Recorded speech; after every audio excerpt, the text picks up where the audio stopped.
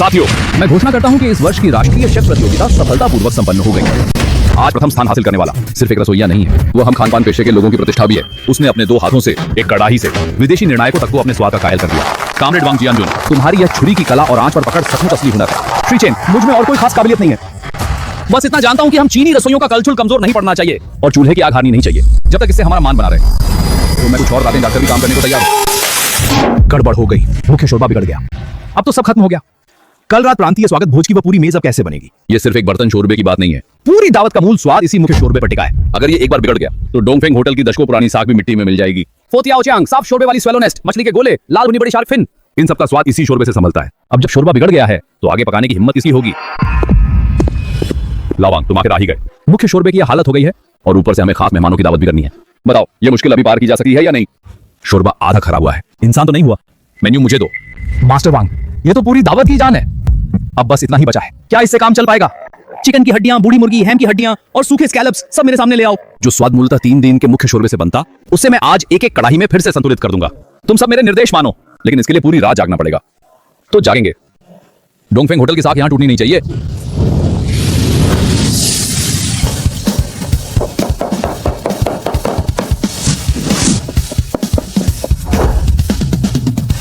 चखने के लिए व्यंजन परोसी। आंच का अंदाज बिल्कुल नहीं चुका। मुख्य रसोइये के हाथ से निकले व्यंजन से भी अधिक संतुलित है। लाओ वांग, तुमने अकेले ही हमारा पूरा पिछला रसोई घर बचा लिया। ये सब कम कहो, पहले व्यंजन क्रम से बाहर भेजो, समय ना बिगड़े। लाओ वांग, तुम्हारे इस हुनर को तो बहुत पहले ही उस्ताद शेफ का दर्जा मिल जाना चाहिए था। अब पहले की तरह ऐसा मत करना कि सारे सामान और बोनस अपने शिष्यों को ही दे दो। मैं अब इस उम्र में पहुंच चुका हूं, ऐसी नाम मात्र की शोहरत के लिए क्या लड़ना। होटल मेहमानों की अच्छी मेजबानी कर पाए, यही सबसे बड़ी बात है।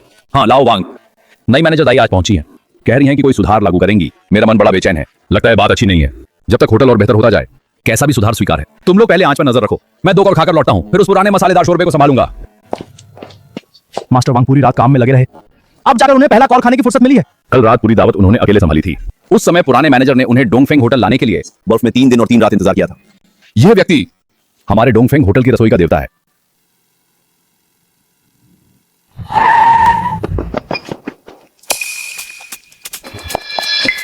तो यही है डोंगफेंग सरकारी होटल, इतना पुराना कि गोदाम जैसा लगा है। दीदी नहीं मैनेजर झांग, आप अभी बड़े शहर से लौटी हैं, ऐसी जगह आपने कहां देखी होगी? सब लोग ध्यान से सुन लें, आज से मैं झांग मानली आधिकारिक रूप से डोंगफेंग सरकारी होटल का कार्यभार संभालती हूँ। अब यहाँ वरिष्ठता की बात नहीं होगी, न पुराने संबंधों की, सिर्फ दक्षता और प्रदर्शन की बात होगी। जो होटल के लिए मूल्य नहीं पैदा कर सकता, उसे जाना होगा। मैं निकम्मों पर पैसा खर्च नहीं कर सकती और न ही पुराने चालाक कामचोरों को पाल सकती हूँ। मुझे इससे मतलब नहीं कि तुम लोगों ने पहले क्या योगदान दिया है, नहीं इससे कि तुम्हारे कितने मजबूत संबंध हैं। जो भी लोग बस समय काट रहे हैं, वे सब मेरे सामने कागज पे हस्ताक्षर करें, सेवा से हटा जाते हैं। औपचारिक परिचय दे दूं, मैं नई नियुक्त मैनेजर झांग मानली हूँ और ये है न्यू देजू। आज से ये हमारे डोंगफेंग सरकारी होटल के खरीद प्रभारी होंगे। सब लोग साफ साफ सुन लो, दिन काटने वाली वह बुरी आदत अब पूरी तरह बदल दो। जो भी आलस या चालाकी करेगा वह तुरंत सामान बांध कर निकल जाएगा। आज से होटल में प्रदर्शन मूल्यांकन और सबसे निचले स्थान वालों को हटाने की व्यवस्था पूरी तरह लागू होगी। मुझे इससे मतलब नहीं कि तुम लोगों ने पहले क्या योगदान दिया है। जो लक्ष्य तक नहीं पहुंचेंगे उन सबकी तनख्वाह काटी जाएगी और गंभीर मामलों में सीधे नौकरी से निकाल दिया जाएगा। अब नाम पुकारे जाएंगे। ली दाचांग, पिछले महीने ग्राहक शिकायतें निर्धारित सीमा से अधिक रही, इस महीने का पूरा बोनस रोका जा रहा है। वांग तेजू, 3 बार देर से आए और देर से गए, 3 महीने का भत्ता काटा जाएगा। सफाई कर्मी लीचू हुआ, उम्र 50 से ऊपर हो चुकी है, फिर भी पीछे की रसोई में फर्श पोंछने और बर्तन धोने में लगी हुई है। कार्यक्षमता इतनी कम है, आज ही सीधे बर्खास्त किया जाता है। अभी तुरंत अपना सामान समेट कर निकल जाए। मास्टर जो, ये नई आई मैनेजर तो हद से ज्यादा बेइंसाफ लगती है। क्यों ना हम जाकर मास्टर वांग को खबर कर दें, कहीं ये औरत मास्टर वांग पर भी उंगली न उठा दे। क्या तुम्हें लगता है मामला अभी कम बड़ा है? लाओ वांग तो कल रात दावत संभालते संभालते सुबह तक लगे रहे। छोड़ो, अगर उन्होंने बर्तन के तले में बचा शोरबा ही पी लिया हो तो पूरी रात खाते रहते, तब भी ज्यादा ना होता, जब तक झांग मानली सचमुच पागल ना हो गई हो। वरना वांग जियानजुन को छूने की हिम्मत इसकी है। सब चुप रहो। अगला वांग जियानजुन। वांग जियानजुन कौन है?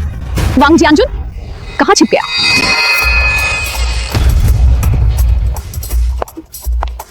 मैनेजर झांग, ऐसा नहीं किया जा सकता। वह तो चुप रहो। गया काम, अब सचमुच बड़ी मुसीबत खड़ी हो जाएगी। अच्छा, दिन दहाड़े पीछे की रसोई में मेहमानों के लिए बना खाना चुराकर खा रहे हो? तुमने सचमुच होटल को अपना घर का रसोई घर समझ लिया है। तुम ही वांग जियानजुन हो। काम के समय खुलेआम पीछे की रसोई की सामग्री चुराकर खाना बहुत गंभीर अनुशासन होता है। तुम्हें किसी मूल्यांकन की जरूरत नहीं, अभी इसी वक्त अपना सामान समेटो और डोंगफेंग होटल से निकल जाओ। आप मुझे जाने को कह रही हैं? नहीं कॉमरेड, आप मुझे हटाना चाहती हैं। होटल ने बड़ी मुश्किल से इतना बड़ा स्वागत भोज स्वीकार किया है। मेरी उम्र अभी सिर्फ 45 साल है। यह तो मेरे रसोई संभालने का सबसे उपयुक्त समय है। क्या आपसे कोई गलती नहीं हो रही? मैंने कहा तुम्हें नौकरी से निकाल दिया गया है। तुम्हें नौकरी से निकाल दिया गया है। मैंने तो बस तुम्हें दिन दहाड़े देखा है, पीछे रसोई में छिपकर मेहमानों का खाना चुराकर खाते हुए। मुझे दूसरी बातें मत बताओ। वह इसलिए हुआ क्योंकि कल रात पहली खेप का शोरबा बिगड़ गया था। मैं पूरी रात जाकर काम करता रहा। हमने सिर्फ अपने हाथों के सहारे पूरी दावत किसी तरह संभाल कर निकाली। अब तक मेरे पेट में एक दाना भी नहीं गया है। बर्तन के तले में बस थोड़े से बचे खुचे टुकड़े और बचा हुआ शोरबा रह गया था। मैंने बस थोड़ा निकालकर पेट में डाल लिया। क्या इसे भी चोरी से खाना कहेंगे? पीछे रसोई की हर चीज होटल की है। तुम एक मामूली कर्मचारी हो। तुम्हें किसने यह हिम्मत दी कि मेहमानों के खाने को बिना अनुमति हाथ लगाओ? खुद काम ठीक से नहीं कर पाते, आधी रात को दिखावे के लिए हालात संभालने का नाटक करते हो और बाद में चोरी छुपे खाने की हिम्मत करते हो। मेरे हिसाब से तुम बस आलसी और लालची हो। ये तो बिल्कुल ही तर्कहीन है। पुराने प्रबंधक कहाँ हैं? क्या पुराने प्रबंधक को पता है कि आप इस तरह मनमानी कर रही हैं? बूढ़े आदमी, तुम प्रबंधक से इस तरह कैसे बात कर रहे हो? इस वक्त तुम्हारे सामने मैनेजर झांग मान ली खड़ी है। अब इस होटल में उन्हीं की चलती है। वो कहेंगे कि निकल जाओ तो तुम्हें निकलना ही होगा। मैनेजर झांग, ऐसा मत कीजिए। लाओ वांग की पत्नी 6 महीने पहले ही नौकरी से निकाल दी गई थी। घर में एक बेटी भी है जो हाई स्कूल में पढ़ती है और जिस पर खर्चा है। अगर आप उसकी रोजी रोटी छीन लेंगी तो ये पूरा परिवार कैसे जिएगा? पत्नी की नौकरी गई हुई है और खुद पीछे रसोई में खाना पीना चुरा कर खाते हो। सच में जैसे आप वैसे ही लोग मिलते हैं। डोंगफेंग होटल को तुम जैसे पुराने सहारे पर जीने वाले चालाक लोगों ने ही बर्बाद किया है। आज मैं वांग जियांजुन पर ही कार्रवाई करूंगी ताकि बाकी सबके लिए नजीर बने। मैनेजर जंग, क्या आपको पता है कि ऐसा करने का क्या परिणाम होगा? होटल ने अभी अभी प्रांत स्तर की एक बड़ी मेजबानी का ऑर्डर लिया है। सबकी उम्मीद इसी दाव पर टिकी हुई है और कल रात किसी तरह संभाल लेना तो सिर्फ पहला कदम था। दुकान की वो पुरानी खास वो अभी बस इसी तरह बची हुई है। आज आगे के व्यंजनों के लिए उस लू को कैसे जारी रखा जाएगा, ये मेरे अलावा कोई नहीं संभाल सका। तुमने तो सचमुच खुद को बहुत बड़ा समझ लिया है। क्या होटल तुम्हारे बिना चलना बंद कर देगा? तुम खुद को समझते क्या हो? मैं तुम्हें बताती हूँ। तुम्हें निकालने का सिर्फ एक ही नतीजा होगा और वह यह कि डोंगफेंग होटल की सूरत पूरी तरह बदल जाएगी और तुम बस एक पुराने मैले कपड़े की तरह हो जिसे मुझे फेंक देना चाहिए। सुरक्षा विभाग के लोग कहाँ हैं? कहाँ मर गए सब? इस जगह घेरे बैठे कामचोर निकम्मे को बाहर निकालो। मास्टर वांग, मुझे खेद है। तुम लोगों को मुझे निकालने की जरूरत नहीं है। मैं खुद चला जाता हूँ। बस उम्मीद है कि आपको बाद में पछताना ना पड़े। सब खत्म हो गया। डोंगफेंग होटल का इकलौता मुख्य रसोइया जो हालात संभाल सकता था निकाल दिया गया। अब इस होटल का काम तमाम है। हेलो, मैं झांग माली बोल रही हूँ। मान ली, मैं पुराना प्रबंधक बोल रहा हूँ। तुम बदलाव करना चाहती हो, मैं ये समझता हूँ, लेकिन काम करते समय संतुलन रखना पड़ता है और लोगों को शांत रखने का काम ठीक से करना ही होगा। आप निश्चिंत रहें, मुझे पूरा अंदाजा है कि क्या करना है। होटल में बाकी किसी के साथ तुम जैसा चाहो वैसा कर सकती हो, लेकिन पीछे रसोई वाले शाओवांग को हरगिज मत छेड़ना। उसे मैं बरसों पहले बर्फ में 3 दिन और 3 रात खड़े रहकर मना कर लाया था। डोंगफेंग होटल के इतने सारे कर्मचारी और इतने सालों से बनी इसकी प्रतिष्ठा सब उसी पर टिके हुए हैं। शाओवांग, क्या वह वही है? तुमने कहीं उसे पहले ही निकाल तो नहीं दिया? झांग मान ली। बोलो, चुप मत रहो। आखिर तुमने शाओवांग को निकाला है या नहीं? नहीं, पुराने प्रबंधक, आप घबराइए मत। अच्छा है, जब तक शाओवांग वही है मुझे तसल्ली है। जहां तक उस वांग जियानबिन का सवाल है, कोई भी वजह देकर उसे हटा दो। उसे रखकर भी कोई खास फायदा नहीं है। उसे होटल के संसाधन घेरने मत दो। मैं तो घबरा ही गई थी। मुझे लगा था कि वही व्यक्ति शाओवांग है। दीदी, मैंने अभी जांच की है। हमारी पीछे की रसोई में वांग उपनाम वाले सिर्फ 2 लोग हैं। एक वांग जियांजुन है जिसे आपने अभी निकाला है और दूसरा वांग जियानबिन है जो उसका शिष्य है। जैसा मैंने सोचा था, वांग जियांजुन तो बस पुरानी सेवा का सहारा लेकर होटल में दिन काटने वाला बूढ़ा आदमी है। यहाँ तक कि पुराने प्रबंधक भी उसे बोझ मानते हैं। पुराने प्रबंधक, आप निश्चिंत रहें, मैंने अभी उसे हटा दिया है। अच्छा किया। मान ली, मैं तुम्हें एक बात और याद दिला दूं। हाल में होटल को जो ये आतिथ्य का ऑर्डर मिला है वह डोंगफेंग होटल के अस्तित्व का सवाल है। तुम्हें शाओवांग के साथ अच्छी तरह तालमेल बिठाना होगा और इस काम पर कड़ी नजर रखनी होगी। अगर इसमें जरा सी भी गलती हुई तो तुम्हारे इस कार्यवाहक प्रबंधक पद के स्थायी होने की उम्मीद मत रखना। आप निश्चिंत रहें, मैं ये काम हर हाल में पूरा करूंगी। बूढ़ा आदमी खुद तो लगभग रिटायर होने वाले हैं, फिर भी मुझ पर इतना दबाव डालने की हिम्मत करते हैं। दीदी, तो फिर हम आगे पैसे कैसे बनाएंगे? घबराने की क्या बात है। जाओ, वांग जियांजुन और वांग जियानबिन दोनों की फाइलें मेरे पास लेकर आओ।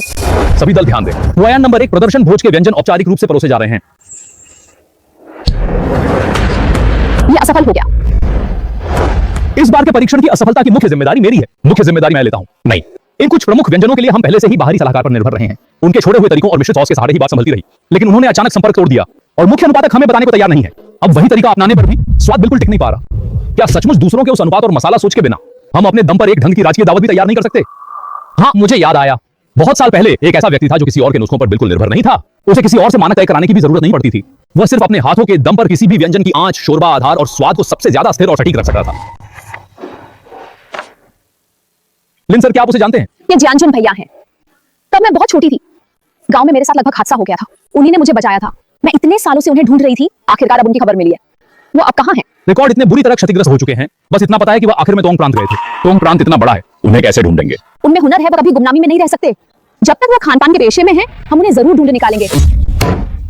ठीक है, चाहे पूरे तोंग प्रांत को छान मारना पड़े, फिर भी हमें। वांग जियांजुन, माध्यमिक व्यावसायिक शिक्षा, कोई पेशेवर पद भी नहीं, और बस 10-15 साल पहले एक पुरस्कार मिला था। हास्यास्पद। क्या इस तरह का पूरी तरह बिना योग्यता वाला व्यक्ति भी डोंगफेंग होटल में रहने लायक है? मैं सचमुच गलत नहीं थी। उसे निकालना ही सबसे सही फैसला था। वांग जियानबिन एक प्रतिष्ठित विश्वविद्यालय से पढ़ा हुआ शेफ है। कम उम्र में ही उसे वरिष्ठ शेफ का दर्जा मिल गया और हर साल वह होटल के श्रेष्ठ कर्मचारी और रसोई के आदर्श कर्मी जैसे सम्मान पाता रहा है। अच्छा, बहुत अच्छा। दीदी, अब यह आतिथ्य भोज तो हमारे लिए बहुत आसान हो जाएगा। ठीक कहा। मैं खुद उसे पीछे रसोई का मुख्य प्रभारी नियुक्त करूंगी। मैनेजर झांग, मुसीबत हो गई। कल रात जो पुराना आंतों का सूप किसी तरह दावत में संभाल लिया था, आज उसकी कच्ची बदबू अब तक नहीं रही और दुकान की वह मशहूर पुरानी लू शोरबा की मटकी भी अब बिल्कुल आगे नहीं बढ़ाई जा सकती। आगे की कई मुख्य डिशें तो बिल्कुल बन ही नहीं पाएंगी। ठीक नहीं हो सकता। तुम लोगों से कुछ काम होता भी है या नहीं? मैनेजर झांग, ये तो डोंगफेंग होटल की सबसे संभाल कर रखी जाने वाली चीजें हैं। आमतौर पर जब भी इस पुराने शोरबे और मूल सूप में कोई दिक्कत आती है तो सब मास्टर वांग पर ही निर्भर होता है। चुप रहो। दुनिया किसी एक के बिना रुकती नहीं। अभी तुरंत वांग जियानबिन को मेरे पास बुलाओ। वांग जियानजुन उस बूढ़े को खुद निकाल दिया गया, सो अलग। लेकिन नया मैनेजर उसे इतनी जल्दी बुला रहा है, कहीं मुझे भी साथ में साफ करने का इरादा तो नहीं? मुझे तो अभी अभी उत्कृष्ट कर्मचारी चुना गया है, मैं यहां आकर नहीं फंस सकता। अंदर आओ।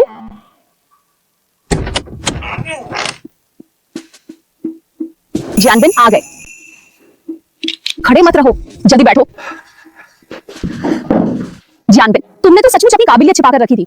अभी थोड़ी देर पहले पुराने स्टोर मैनेजर ने खास तौर पे फोन किया था। उन्होंने नाम लेकर कहा कि तुम ही डोंगफंग होटल के असली सहारे हो। वे तुम्हारी बहुत तारीफ कर रहे थे, तुम्हें बहुत ही कीमती मानते हैं। पुराने मैनेजर ने मेरी तारीफ की?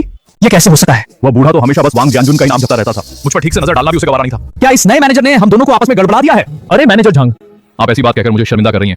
मैं भला कौन सा सहारा हूं? डोंगफंग होटल की असली आधार स्तंभ तो आप ही हैं। अच्छा, मुझे तुम्हारे जैसे समझदार लोग पसंद हैं। मैंने तुम्हारी फाइल देखी है और तुम्हारी काबिलियत भी अच्छी तरह जानती हूँ। अब मैं तुम्हें औपचारिक रूप से आज रात के स्वागत भोज के रसोई विभाग का मुख्य प्रभारी नियुक्त करती हूँ। ये मुख्य प्रभारी?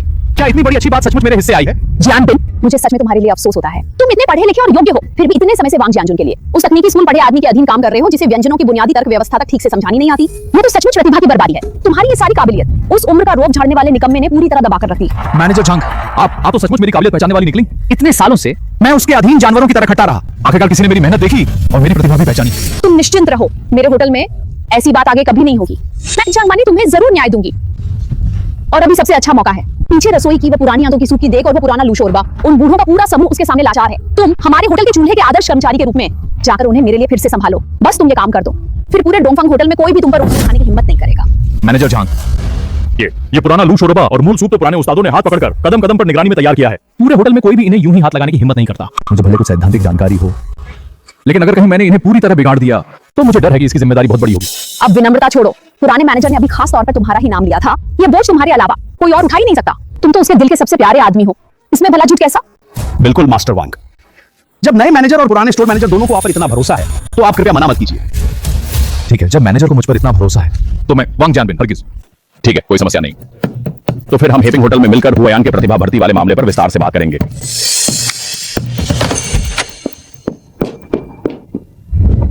क्या डोंगफंग होटल ने मास्टर वांग को निकाल दिया? खबर पक्की है या नहीं? अभी अभी खबर आई है, कहते हैं कि नहीं आई। कार्यवाहक मैनेजर ने रौब जमाने के लिए मास्टर वांग के पीछे इस बात को लेकर पड़ गई कि उन्होंने पीछे रसोई में कड़ाही के तले से थोड़ा बचा कुचा खा लिया था और वहीं मौके पर उन्हें निकाल बाहर कर दिया। डोंगफंग होटल के वे अंधे मूर्ख, अगर मास्टर वांग जैसा बड़ा नाम बहाना होता तो मैं जाओ भला उन्हें भोज का ऑर्डर क्यों देता? उस समय जब मैं उन्हें अपने यहाँ लाना चाहता था, पुराना मैनेजर मुझसे ऐसे बचता था जैसे मैं कोई चोर हूँ। मुझसे उनकी मुलाकात तक नहीं होने देता था। बॉस, तो डोंगफंग होटल वाले भोज के ऑर्डर का क्या करें? अब उस ऑर्डर की किससे पड़ी है?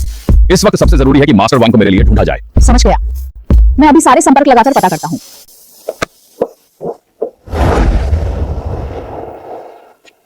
ठीक है, तुम लोग मुझे यहीं तक छोड़ दो। झांगमाली अभी नई नई पद पर आई है और इस समय उदाहरण बनाकर सती कर रही है। मुझे छोड़ने के चक्कर में कहीं तुम लोग भी फंस ना जाओ। सब वापस जाकर अपना काम करो। लाओ वांग, तुम्हारी कला तो डोंगफंग होटल के असली मुख्य रसोइये के स्तर की है। क्या सचमुच ऐसे ही निकाले जाने को स्वीकार कर लोगे?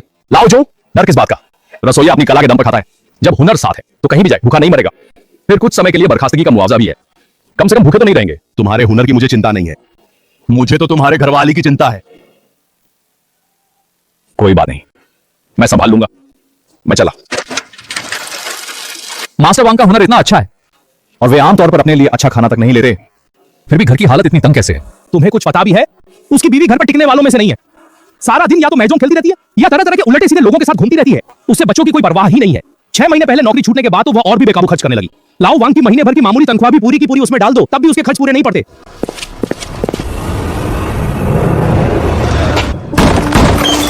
तुम लोग क्या कर रहे हो? क्या कर रहे हैं? क्या तुम्हें दिख नहीं रहा? वांग जियानजुन, मैं बहुत पहले से तुम्हारी इस फटे हाल हालत से तंग आ चुकी हूँ। तुम्हें पता है अभी जो आदमी था वो कौन था? वो उत्तरी शहर के नंबर 1 रेस्टोरेंट के मैनेजर ली हैं। वे 1 महीने में जितना कमाते हैं तुम जैसे रसोइये की तनख्वाह से कई गुना ज्यादा है। तुम्हारी महीने भर की वही मामूली तनख्वाह मेरे लिए एक ढंग का कपड़ा खरीदने के लिए भी काफी नहीं है। अरे ये तो मास्टर वांग है ना? नौकरी चली गई और बीवी भी हाथ से निकलने वाली है। क्या तुम्हें निकाल दिया गया? अच्छा, तो तुम इतने निकम्मे और बेकार निकले। अब ये बेहाल जिंदगी बिल्कुल नहीं चल सकती। तलाक अभी इसी वक्त तलाक। वांग हेमियाओ को तुम खुद पालो, मैं अब और नहीं झेलूंगी। निकलो, अभी तुरंत बाहर निकलो। ठीक है, निकल जाती हूँ। कौन इस घटिया जगह पर रहना चाहता है? तुम इसी जर्जर इमारत में पड़े रहो और सारी उम्र गरीब ही बने रहो।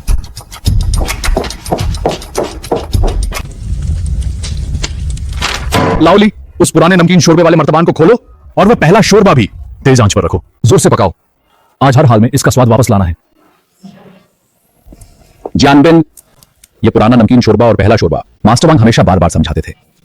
स्वाद धीरे धीरे बढ़ाना चाहिए, आंच तेज नहीं होनी चाहिए और मसाले भी यूं ही नहीं डालने चाहिए। जरा सी भी चूक हुई तो पूरे मर्तबान का स्वाद मर जाएगा। चुप रहो, अभी यहां मेरी चलेगी या उसकी? वह बूढ़ा तो रेसिपी तक ठीक से समझा नहीं सकता, उसे आधुनिक किचन प्रबंधन की क्या समझ है। मेरी सुनो, पहले आंच तेज करो, कुछ हुआ तो जिम्मेदारी मेरी होगी।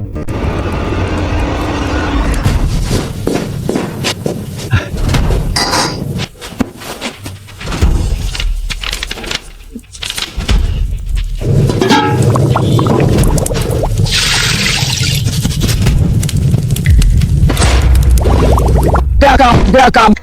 ये पहला शोरबा पूरी तरह बिगड़ गया। पुराना नमकीन शोरबा भी तुमने खराब कर दिया। अब तो सचमुच सब बर्बाद हो गया। वांग जियानबेन, तुम ऐसे मेरे किचन को बचाने वाले थे? तुमने डोंगफंग होटल की सबसे कीमती चीजें तक बर्बाद कर दी। मैनेजर झांग, इसके लिए मुझे दोष नहीं दिया जा सकता। सारा कसूर उस बूढ़े वांग जियानजुन का है। वह मुझसे ऐसे बचता था जैसे मैं कोई चोर हूं। इन चीजों को उसने मुझे कभी हाथ तक नहीं लगाने दिया। बस इस पुराने नमकीन शोरबे की आंच पे मेरी पकड़ अभी पूरी नहीं थी। निकम्मे आदमी, काम बनाने से ज्यादा बिगाड़ते हो। अभी तुरंत यहां से निकल जाओ।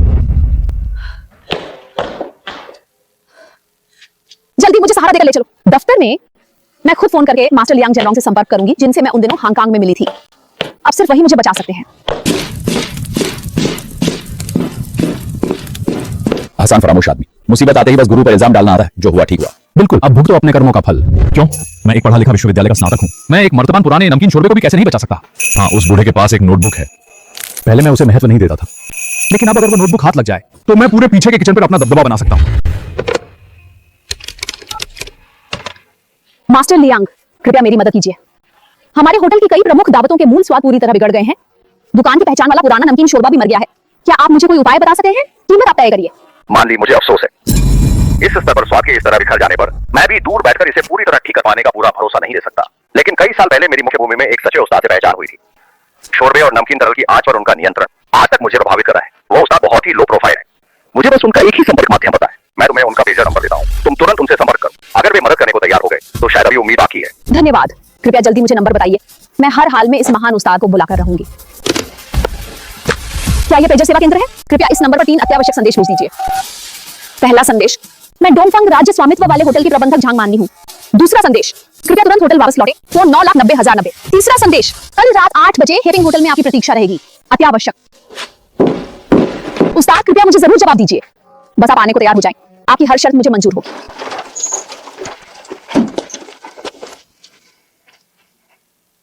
पापा, मैं आपके तलाक के फैसले का समर्थन करती हूँ। इससे मेरी पढ़ाई पर असर नहीं पड़ेगा। इस समय तुम्हारे लिए सबसे जरूरी है मन लगाकर पढ़ाई करना। घर की बातें पापा संभाल लेंगे। तुम बस निश्चिंत होकर विश्वविद्यालय की प्रवेश परीक्षा की तैयारी करो।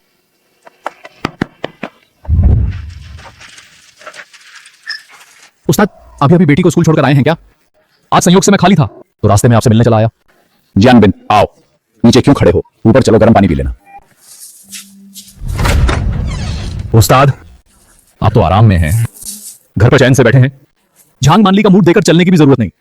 लेकिन दिल से एक बात कहूं, अब जब आपको निकाल ही दिया गया है तो आगे पूरे परिवार का गुजारा कैसे होगा? ऊपर वाला रास्ता बंद नहीं करता। कहीं भी जाऊं पेट भरने लायक काम मिल ही जाएगा।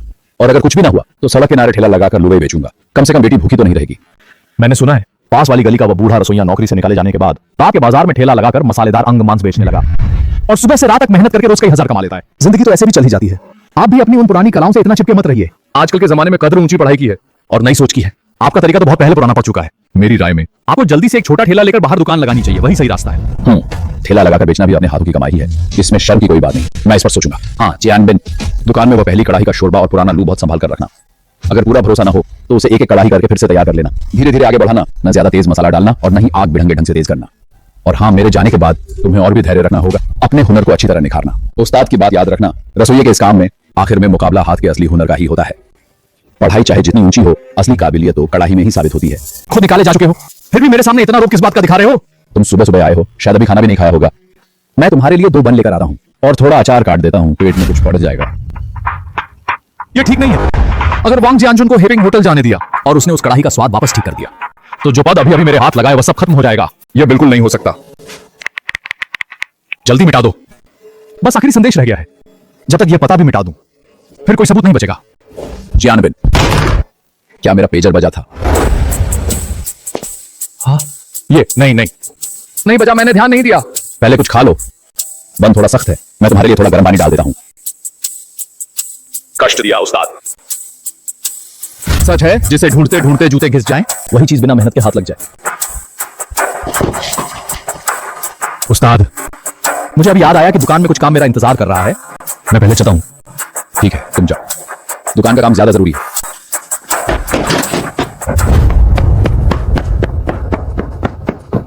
ये बूढ़ा तो निकाला भी जा चुका है, फिर भी मेरे सामने उस्तादी झाड़ रहा है। एक मामूली रसोइया भी मुझ जैसे कॉलेज पढ़े आदमी को सीख देने चला है। जा, अपना ठेला ही लगा, बस ये मेरे पास हो तो मैं उस कढ़ाई का स्वाद वापस ठीक कर सकता हूं। झांग मान ली जिस शख्स का इंतजार कर रही है वह सिर्फ मैं ही हो सकता हूं। इतनी बड़ी किस्मत तो मुझे वांग जियानबिन को ही मिलनी चाहिए।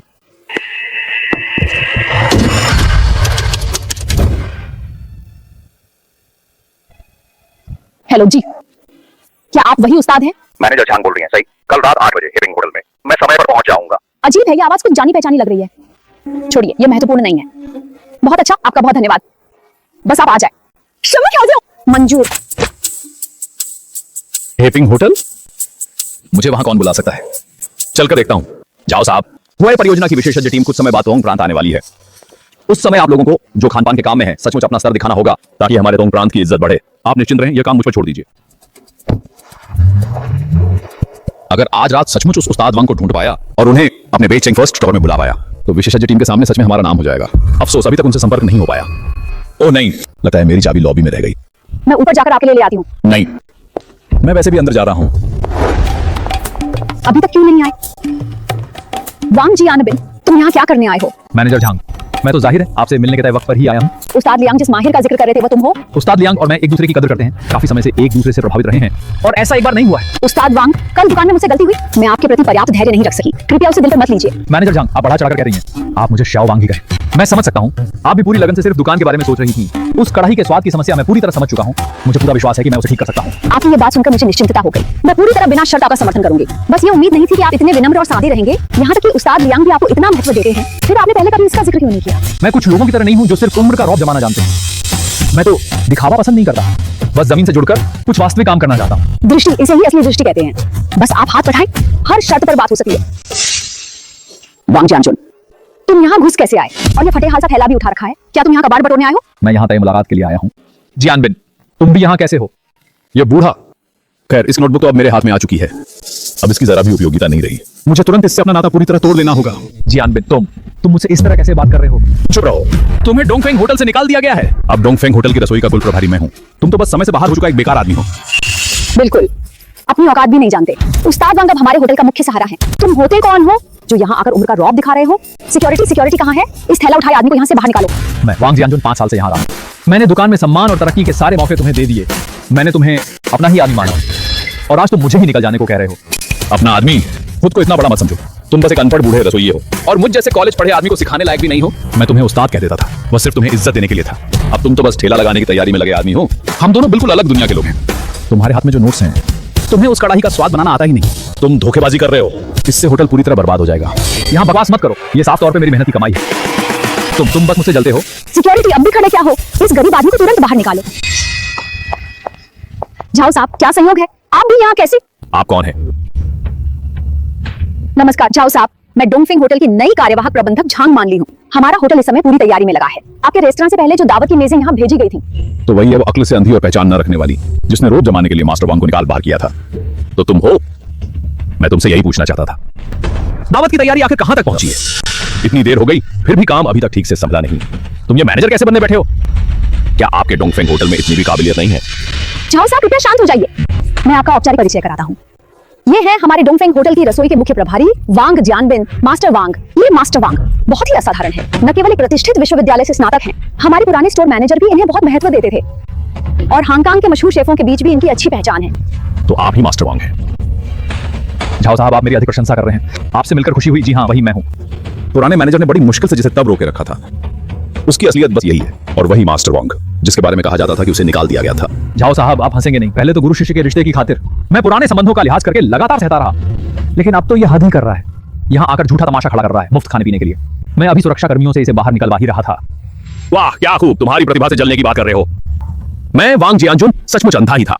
लगता है आधी से ज्यादा जिंदगी व्यर्थ ही जी ली। रसोई उस्ताद नोट्स, क्या सचमुच? तुरंत जाकर पक्का करो कि वांग जियानजुन वही व्यक्ति है या नहीं जिसे मैं ढूंढ रहा हूं। किसे गाली दे रहे हो बूढ़े? तुम जैसे अनपढ़ आदमी जिसने विश्वविद्यालय तक नहीं देखा, मेरे सामने उंगली उठाने लायक भी नहीं हो। इस जीवन में तुम बस सड़क किनारे ठेला लगाकर मसालेदार मांस ही बेचने लायक हो। वांग जियानबिन, आज से तुम्हारा और मेरा रिश्ता यहीं खत्म। तुम अपनी राह चलो, मैं अपना ठेला लगाऊंगा। मैं भी देखना चाहता हूँ मेरी आंच और पकाव की नोटबुक लेकर तुम उस कड़ाही का स्वाद आखिर वापस ला भी पाते हो या नहीं। अरे वाह, रिश्ता तोड़ने की बातें हो रही हैं, जैसे कोई तुम्हें बहुत चाहता हो। मास्टर वांग अब हमारे होटल के मुख्य सहारे हैं। तुम आखिर हो क्या जो यहाँ खड़े होकर इतनी बड़ी बड़ी बातें कर रहे हो? इस आदमी में कामकाजी धीरज है, नजर भी मजबूत है, हाथों पर पूरे पड़े हुए हैं। ये किसी भी हालत में कोई आवारा आदमी नहीं है। जल्दी दफा हो जाओ, आगे से ठेला यहाँ से दूर लगाना, कहीं मैनेजर झांग और झाओ साहब की नजर खराब ना हो जाए। पूरे बदन से तेल धुएं और गरीबी की बू आ रही है, बड़ा अपशकुन है। बस वो तो बस नौकरी से निकाला गया एक रसोइया है। तुम लोग इतनी कठोरता क्यों दिखा रहे हो? झाओ साहब, आपकी बात बिल्कुल सही है, हमारी सोच ही छोटी निकली। हमें ऐसे आदमी के स्तर तक नहीं उतरना चाहिए था। हाँ हाँ झाओ साहब, आप बड़े दिल वाले हैं। आइए, ऐसे ठेला लगाने वाले से अपना मूड खराब ना करें। मैं अभी आपको आगे की कुछ दावतों की बैठक और व्यवस्था विस्तार से बताता हूँ। ये नया मैनेजर और ये वांग जियानबिन किसी भी तरह डोंगफेंग होटल की रसोई संभालने लायक नहीं लगते।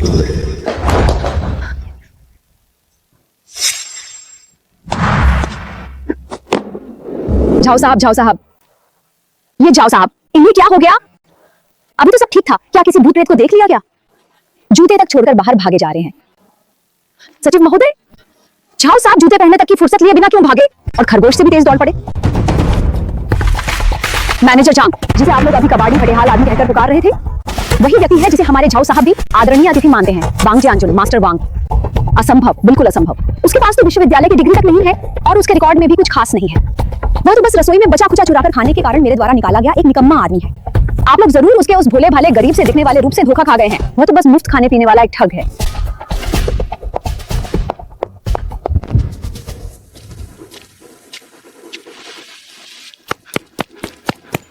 मास्टर वांग, कृपया ठहरिए। मास्टर वांग, मैं झाओ आपको ढूंढते ढूंढते बहुत थक गया हूं। उन दिनों पुराने मैनेजर ने आपको किसी खजाने की तरह छिपा कर रखा था। आज जाकर आखिर आपसे आमने सामने मुलाकात हुई है। शायद आपसे पहचानने में भूल हुई है। मैं तो बस एक साधारण रसोइया हूँ और अब गुजारे के लिए एक छोटा ठेला लगाने की सोच रहा हूँ। गलती नहीं हो सकती। उन दिनों पुराने मैनेजर हर जगह लोगों से गर्व से कहते फिरते थे कि डोंगफेंग होटल में एक अनमोल मुख्य रसोइया है जो केवल अपने हाथों के बल पर उस स्तर की दावत भी संभाल सकता है जिसे सामान्यतः केवल आयातित चूल्हों के सहारे ही संभाला जा सकता है। आपके ये हाथ सचमुच पूरे एक रेस्तरां को चला सकने वाले स्वर्णिम हाथ हैं। स्वर्णिम हाथ? झाओ साहब, आजकल लोग डिग्री और ठाट बाट ही देखते हैं। मैं जैसे पुराने ढर्रे का आदमी तो कब का पीछे छूट चुका हूं। कृपया मेरा मजाक मत उड़ाइए। मास्टर वांग, दूसरे लोग समझें या ना समझें, मैं समझता हूं। मैं भी रसोई में कदम दर कदम संघर्ष करके यहां तक पहुंचा हूं। मैं जानता हूं कि असली हुनर किसे कहते हैं और यह भी जानता हूं कि असली फर्क कड़ाही में ही दिखता है। झाओ साहब, आप सचमुच मुझे इतना महत्व देते हैं। डोंगफेंग होटल के वे नासमझ लोग सचमुच अंधे हैं। वे आपकी जैसी प्रतिभा को पहचान नहीं पाए और आपको बाहर निकाल दिया। ये तो मानो सोने का कटोरा फेंक देने जैसा है। मेरे साथ चलिए, बेचिंग फर्स्ट टॉवर के दरवाजे आपके लिए हमेशा खुले हैं। ये कैसे संभव है? क्या झाओ साहब पर कोई असर हो गया है जो एक ठेला लगाने वाले से इतनी विनम्रता से बात कर रहे हैं? अच्छा वांग जियानजुन, मेरे द्वारा निकाले जाने के बाद भी तुम शांत नहीं बैठे, यहां आकर धोखाधड़ी करने लगे हो, है ना? और ऊपर से झाओ साहब को भी बहकाने की हिम्मत कर ली। वांग जियानजुन के बारे में, झाओ साहब, आपका दिल नरम है इसलिए आप उसके छलावे में आ गए हैं, लेकिन मैं तुम्हारी असलियत अच्छी तरह जानता हूं। तुम जैसे पुराने ख्यालात वाले आदमी को विदेशी भाषा में लिखा मेन्यू तक समझ नहीं आता। पीछे की रसोई में बर्तन के तले से बचे खुचे टुकड़े चुराकर खाते हुए मैं इसे रंगे हाथों पकड़ चुका हूं। इससे मैंने डोंगफेंग होटल से कुत्ते की तरह खदेड़कर बाहर निकाला था। मुआवजे के पैसे भी शायद तुम्हें कुछ ही दिन चला पाएंगे। झाओ साहब, आप हमारे पूरे प्रांत के खानपान जगत के अगुआ हैं। कृपया ऐसे आदमी के बहकावे में मत आइए। ये पूरी तरह से नाकाम आदमी है। क्या आप जानते हैं आजकल इसकी हालत कितनी खराब है? दुकान में यह अपनी वरिष्ठता का रौब झाड़ता था। पूरी उम्र में यह कोई ढंग का पद भी हासिल नहीं कर पाया, निकाल दिया गया। फिर भी जरा सा विरोध करने की हिम्मत नहीं हुई। घर में इसकी पत्नी इसके पैसे लेकर रोज महजूम पार्लर में पड़ी रहती थी और आखिर में एक होटल मैनेजर के साथ भाग गई। उसे यह कहकर ताना देती थी कि यह इतना गरीब है कि ढंग के कपड़े तक नहीं खरीद सकता। पूरी इमारत के पड़ोसियों के सामने इसे निकम्मा कहकर गाली दी और इससे तलाक मांगा। अब तो शायद अपनी बेटी की फीस भी भरना इसके लिए मुश्किल हो रहा है। यह बस इस टूटी फूटी तिपहिया गाड़ी पे कबाड़ बटोरता फिर सकता है और ठेला लगाकर 2 वक्त की रोटी जुटाता है। ऐसा निकम्मा आदमी भला वो कैसे हो सकता है जिसे आप ढूंढ रहे हैं? बूढ़े, तेरी हिम्मत कैसे हुई मुझे मारने की? ये थप्पड़ तेरी एहसान फरामोशी के लिए पड़ा है। वांग जियानबिन, जब तुम पहली बार डोंगफेंग होटल में आए थे मुझे अपना गुरु बनाने के लिए, तुम मूसलाधार बारिश में मेरे पीछे पूरी रात इंतजार करते रहे थे। दुकान में आने के बाद तुम रोज सुबह उजाला होने से पहले पीछे की रसोई में आकर मेरे लिए पानी उबालते थे, शोरबा उठाते थे, बर्तन धोते थे। तब मैं ये क्यों नहीं समझ पाया कि तुम इतने बेदिल और एहसान फरामोश निकलोगे। मैं एक नामी विश्वविद्यालय का मेधावी छात्र था और तेरे लिए सूप परोसता रहा, बर्तन ढोता रहा, तेरे सामने नौकर बनकर रहा। क्या सचमुच तुझे लगता है कि तू कोई महान उस्ताद है? तू दिन रात संबंध जोड़ने में लगा रहता है, रसूख वालों की चमचागिरी करता है और तेरे दिमाग में सिर्फ टेढ़े मेढ़े हथकंडे और शॉर्टकट भरे हैं। क्या तू पीछे की रसोई का मुख्य प्रभारी बनने लायक है? तू तो रसोई की सबसे बुनियादी नैतिकता भी खो चुका है। क्या जमीर से पेट भरता है? ये सब कहकर मुझ पर दबाव मत डालो। मैं तुम्हें बता देता हूं, मेरे पास हुनर और तजुर्बे की पूरी किताब भरी पड़ी है। उस कड़ाही का स्वाद मैं आंखें बंद करके भी वापस ला सकता हूं। जब कारीगर का मन टेढ़ा हो जाए और वह चोरी की चीजों के सहारे शॉर्टकट लेना चाहे तो उसके हाथ का हुनर भी बेकार हो जाता है। आज से मैं वांग जियानजुन तुम्हें अपना शागिर्द नहीं मानता। आज से तुम्हारा मेरा हर रिश्ता खत्म। तुम दोनों सचमुच आंखों के अंधे मूर्ख हो। मास्टर वांग, डोंगफेंग होटल के उन अंधों ने आपको नहीं रोका। ये तो मेरे बेइजिंग फर्स्ट रेस्टोरेंट का सौभाग्य है। बस आप आने को तैयार हो जाइए। मैं जाओ आज यहीं खुलकर आपसे कहता हूं, सालाना वेतन 60,000, शहर के बीचों बीच अलग आंगन वाला एक छोटा बंगला और साथ में एक बिल्कुल नई सेंटाना कार। बस आप हाँ कह दीजिए, कल मैं खुद गाड़ी भेजकर आपको बुलवा लूंगा। 60,000? मैं कार्यवाहक प्रबंधक हूँ और महीने भर खटकर भी बस कुछ 100 युआन पाती हूँ। उसे सालाना 60,000 क्यों मिले? जाओ साहब, क्या आपसे कोई गलती हो रही है? वो तो डोंगफेंग होटल का एक बूढ़ा रसोइया है जिसे मैंने खुद नौकरी से निकाला था। आप उसे 60,000 सालाना वेतन दे रहे हैं और ऊपर से बंगला और कार भी। बिल्कुल जाओ साहब, अगर आपको सच में किसी आदमी की जरूरत है तो मैं यहीं मौजूद हूँ। मैं जवान हूँ, पढ़ा लिखा हूँ, प्रबंधन समझता हूँ, पश्चिमी खानपान की समझ भी रखता हूँ, हर हाल में उससे बेहतर ही हूँ। तुम भी अपने आप को मास्टर वांग से तुलना करने लायक समझते हो? तुम्हारी वो थोड़ी बहुत डींगे मेरे यहाँ तो एक ठंडी डिश तक ठीक से नहीं सजवा सकती, जो सच में पूरे रेस्टोरेंट की जीवन रेखा संभाल सकता है। वह मास्टर वांग जैसे लोग होते हैं जो अपने हाथ, नजर और आंच की समझ पर जीते हैं। तुम जैसे लोग नहीं जो सिर्फ जुबान और चोरी से सीखी चीजों के बल पर ऊपर चढ़ते हैं। पर वह तो साफ तौर पे नौकरी से निकाला गया आदमी है और उसका रिकॉर्ड भी अच्छा नहीं है। मैं तुम्हें बताता हूँ, असली हुनर कागजी रिकॉर्ड में नहीं होता, वह कड़ाही में होता है, परोसे जाने वाले व्यंजनों में होता है और तब दिखाई देता है जब ग्राहक खाना खाकर भी उसी स्वाद के लिए फिर लौटना चाहता है। तुम्हें क्या लगता है मैं आज तक मास्टर वांग को अपने यहाँ लाने की सोच क्यों रखे हुए हूँ? उस समय पुराने मैनेजर ने उन्हें रोकने के लिए न जाने कितनी रियायतें देने तक ठान ली थी। मैं जाओ इतने सालों से इस मौके की राह देख रहा था, आज जाकर आखिर मुझे यह मौका मिला है। मास्टर वांग जैसे व्यक्ति के लिए 60,000 सालाना तो छोड़िए, उससे भी अधिक देना पड़े। अगर वह आने को तैयार हो तो मैं भी देने को तैयार हूँ। जाओ साहब, आप जरूर इसके झूठे दयनीय रूप से धोखा खा गए हैं। आज इसकी हालत यह है कि ठेला लगाने का सामान भी इसे खुद बटोरना पड़ता है। चुप रहो। कोई आज तिपहिया गाड़ी धकेल रहा हो और हाथ में फटा बोरिया लिए हो, फिर भी वह तुम जैसे एहसान फरामोश से 10,000 गुना बेहतर है जो गुरु की नोटबुक चुराकर भी उल्टा उसी पर इल्जाम लगाता है। जाओ साहब, आप मुझे इतना मान दे रहे हैं, मैं उसके योग्य नहीं हूं। मैं अभी मेरा तलाक हुआ है, घर की हालत अस्त व्यस्त है, बेटी अभी पढ़ रही है और मेरी उम्र भी अब बहुत उठापटक झेलने की नहीं रही। किसने कहा कि आप ये सब नहीं संभाल सकते? मास्टर वांग, आप बूढ़े नहीं हैं। डोंगफेंग रेस्टोरेंट के उन मूर्खों ने बस आपका दिल तोड़ दिया है। बस आप हाँ कह दीजिए, आपकी बेटी की पढ़ाई, आपके रहने की जगह और रसोई चलाने के लिए आपके लोग, सबका इंतजाम मैं कर दूंगा। बेइजिंग फर्स्ट रेस्टोरेंट की पिछली रसोई में आपके आते ही फैसला आपका होगा। झाओ साहब ठीक कह रहे हैं। मास्टर वांग, पूरे बेइजिंग में ऐसा इंसान जिसके पीछे झाओ साहब एक जूता छूट जाने पर भी दौड़ पड़े, आप पहले हैं। जाओ साहब, मुझे सोचने दीजिए। ठीक है, आप आराम से सोचिए, मैं आप पर दबाव नहीं डालूंगा। लेकिन एक बात याद रखिए, जैसे ही आप आने को तैयार हो, बेइजिंग फर्स्ट रेस्टोरेंट के दरवाजे आपके लिए हमेशा खुले रहेंगे। नहीं, किसी भी हालत में वांग जियांजुन को झाओ साहब के हाथ नहीं जाने देना है। आखिर इस बूढ़े आदमी को जहां भी जाए लोग हाथों हाथ लेने को क्यों तैयार रहते हैं? सचिव, ये कल सुबह सुबह अनुबंध और चाबियां साथ लेना और मेरे साथ चलना। झाओ साहब, आपका मतलब क्या है? क्या आपको लगता है कि मैं झांगमानली आसान निशाना हूं या आपको हमारा डोंगफेंग होटल दबाने लायक लगता है? दावत का अनुबंध तो साफ साफ लिखित रूप में बहुत पहले ही हस्ताक्षरित हो चुका है। मैनेजर झांग, आप शायद अपने डोंगफेंग होटल को कुछ ज्यादा ही बड़ा समझ रही हैं और मुझे झाओ को बहुत कम आंक रही हैं। इतना सा हर्जाना मैं आराम से भर सकता हूं। झाओ साहब, कृपया शांत हो जाइए। कृपया भावावेश में कोई फैसला मत कीजिए। यह अनुबंध अगर रद्द हो गया तो नुकसान हम दोनों पक्षों का होगा। जो कहना है शांति से कहिए। तुरंत वित्त और विधि विभाग से संपर्क करके अनुबंध उल्लंघन क्षतिपूर्ति की रकम का हिसाब लगाइए। ये रकम कल सुबह सबसे पहले ही डोंगफेंग होटल के खाते में भेज दी जाएगी।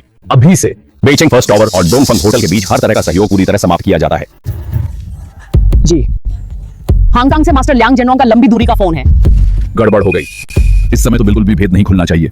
मास्टर ल्याङ, नमस्कार, मैं मानली बोल रही हूँ। मानली, जल्दी कृपया तुरंत मास्टर वांग को फोन पे लाइए। मुझे उनसे स्वयं बात करनी है और उनके प्रति अपना सम्मान व्यक्त करना है। जियानबिन, जल्दी। मास्टर ल्याङ आपको ढूंढ रहे हैं, जल्दी फोन उठाइए। अब तो मुश्किल हो गई, अगर मैंने ये फोन उठा लिया तो उसी वक्त भेद खुल जाएगा। बहुत क्षमा चाहता हूँ, मैं आज बहुत थक गया हूँ। अभी फोन पर बात करना सुविधाजनक नहीं है। मास्टर ल्याङ, मास्टर वांग, आज सचमुच बहुत थक गए हैं। आपने हांगकांग से इतनी जल्दी लंबी दूरी का फोन किया है, क्या कोई जरूरी बात है? मानली, अगले महीने में अपने सबसे प्रिय शिष्य आजे को भेजूंगा। वह तुम्हारे डोंगफेंग होटल जाकर मास्टर वांग से आमने सामने सीखेंगे। कृपया मेरी ओर से इसकी अच्छी व्यवस्था अवश्य करना। ल्याङ जेनरोंग अपना शिष्य डोंगफेंग होटल में हुनर सीखने भेज रहे हैं, ये तो बहुत बड़ा सम्मान है। कोई समस्या नहीं मास्टर ल्याङ, ये हमारे लिए सम्मान की बात है। आप निश्चिंत रहिए, हमारा डोंगफेंग होटल सर्वोच्च स्तर की मेजबानी करेगा। ल्याङ जेनरोंग, क्या ये वही नहीं जो कई साल पहले यांगचेंग में? महाप्रबंधक झाओ, अभी फोन पर कही गई बात आपने भी सुनी है ना? यहाँ तक कि हांगकांग के शीर्ष शेफ भी अपने प्रिय शिष्य को भेज रहे हैं। वो हमारे डोंगफेंग होटल आकर मास्टर वांग से आमने सामने हुनर सीखेंगे। आपने आज इतने लोगों के सामने सहयोग समाप्त कर दिया, ये पूरी तरह आपकी अपनी दूरदर्शिता की कमी है। देखते हैं आगे क्या होगा। जब आजे आ जाएगा और जब डोंगफेंग होटल का नाम दूर दूर तक फैल जाएगा, तब तुम्हें लोगों को पछताना पड़ेगा।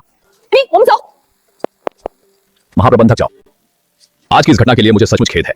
मेरी इस निजी रंजिश की वजह से आपको और डोंगफेंग होटल को संबंध तोड़ने की नौबत आ गई और ऊपर से व्यर्थ में भारी अनुबंध उल्लंघन क्षतिपूर्ति भी देनी पड़ी। मास्टर वांग, कृपया ऐसा बिल्कुल मत कहिए। आज रात की यह घटना न भी होती तब भी मुझे उनकी विदेशी चीजों के अंधानुकरण वाली प्रवृत्ति, दिखावा और छलकपट और तात्कालिक लाभ के पीछे भागने का ढंग बहुत पहले से ही पसंद नहीं था। ऐसे लोगों के साथ सहयोग जारी रखते हुए पता नहीं कब किसी बड़े संकट में फंसना पड़ जाए। अभी कुछ क्षतिपूर्ति देकर समय रहते नुकसान रोक लेना उलटे मेरे लिए ही लाभ का सौदा है।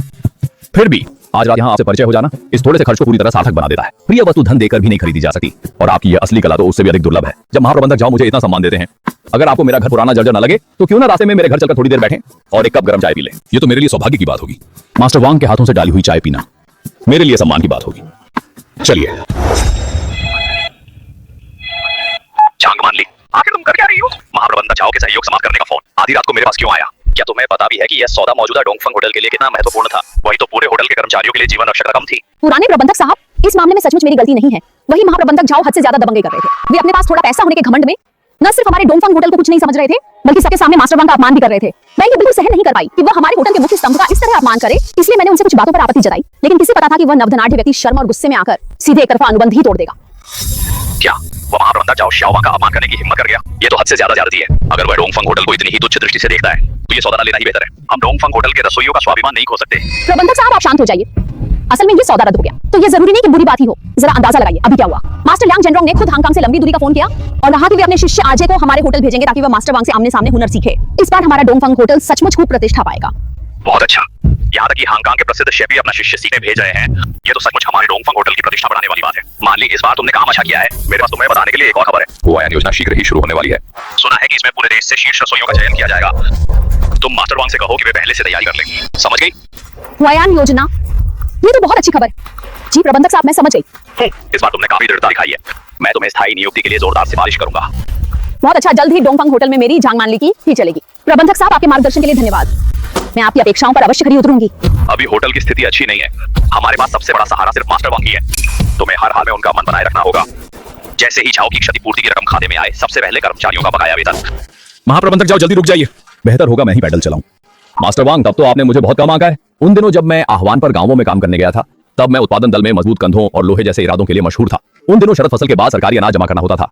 300 जिन से अधिक वजन वाले बोरे गाड़ी पर लाद दिए जाते थे और 20 से अधिक ली की कीचड़ भरी राह मैं बिना रुके तय कर लेता था। उस समय तो तिपहिया भी नहीं था। पूरा काम लकड़ी की एक पहिया गाड़ी से चलता था। मैं आगे से खींचता था और एक ही सांस में अनाज केंद्र तक पहुंचा देता था बिना जरा भी हांफे। आपका ये थोड़ा सा बोझ तो मेरे लिए कोई बात ही नहीं है। इसे तो मैं बस शरीर चलाने फिराने जैसा मान रहा हूँ। महाप्रबंधक जाओ, पुराने कारनामे बार बार नहीं गिनाए जाते। वो तो पहले की बात थी। अब आप अचानक इतनी दूर तक तिपहिया चला रहे हैं। कल आपके पैरों में इतना दर्द होगा कि चला भी नहीं जाएगा। मुझे जल्दी नीचे उतरने दीजिए। मास्टर वांग, आप आराम से बैठे रहिए। इसे मैं अपनी जड़ों को न भूलना कहता हूँ। आज थोड़ा पसीना बहा लेने से, तिपहिया चला लेने से मेरा मन उलटे और अधिक आश्वस्त होता है। यह महाप्रबंधक जाओ सचमुच रिश्तों और भावनाओं को महत्व देने वाले व्यक्ति हैं। मैं सोच रही थी कौन है तुम जैसे निकम्मे जो अपनी रोजी तक नहीं बचा सके। मुझ पर चिल्लाने की भी तुम्हें हिम्मत है। मैंने तो अभी तुमसे हिसाब भी नहीं मांगा है। तुम आखिर तलाक के समझौते पर कब हस्ताक्षर करोगे? मुझे यूं लटकाए रखने की मत सोचो। और सुनो, तुमने डोंगफंग होटल में लगभग आधी उम्र काम किया है। अब जब तुम्हें वहां से निकाल दिया गया है तो जरूर तुम्हें कुछ मिला होगा। छंटनी का मुआवजा है ना? मेरे सामने गरीब बनने का नाटक मत करो।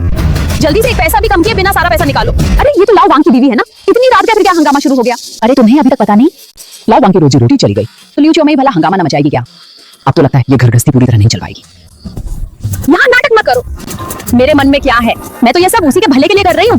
जरा अपनी हालत तो देखो अभी कैसी हो गई है। जब तुम्हारे पास रोजगार ही नहीं रहा तो तुम उसे पालोगे कैसे? उसका विश्वविद्यालय में दाखिला हो गया है, क्या तुम उसकी पढ़ाई का खर्च उठा सकते हो? तुम्हारे साथ रहकर आखिर में क्या उसे भूखे मरना नहीं पड़ेगा? हाँ, आजकल किसी बच्चे को विश्वविद्यालय तक पढ़ाना कितना मुश्किल है। लावांग तो अब नौकरी से भी निकाल दिए गए हैं। वो अपना ही गुजारा नहीं कर पा रहे। मैं वांग ज्ञानजुन, चाहे बर्तन बेचने पड़े और लोहे तक बेचने पड़े, चाहे सड़क किनारे ठेला लगाना पड़े या खून बेचना पड़े, फिर भी अपनी बेटी की विश्वविद्यालय की पढ़ाई जरूर पूरी करवाऊंगा। तुम्हें इसकी चिंता करने की जरूरत नहीं। तलाक का समझौता पत्र लाओ, मैं अभी हस्ताक्षर करता हूँ। आज के बाद तुम अपनी राह चलना और हम अपनी राह जिएंगे। हस्ताक्षर कर सकते हो, लेकिन तुम्हारी वह छंटनी की रकम एक पैसा भी कम किए बिना मुझे देनी होगी।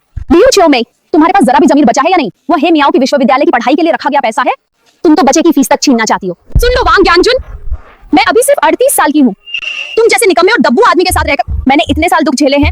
मेरी कितनी जवानी बर्बाद हो गई। ये रकम मेरी बर्बाद हुई जवानी का हक है। अगर तुमने नहीं दिया तो वांग मियाओ चैन से पढ़ाई करने की सोच भी न ले। तुम तो बिल्कुल पागल हो गई हो। तुम्हारी नजर में पैसे के अलावा और कुछ है भी? अपना पैसा लो और यहाँ से निकलो।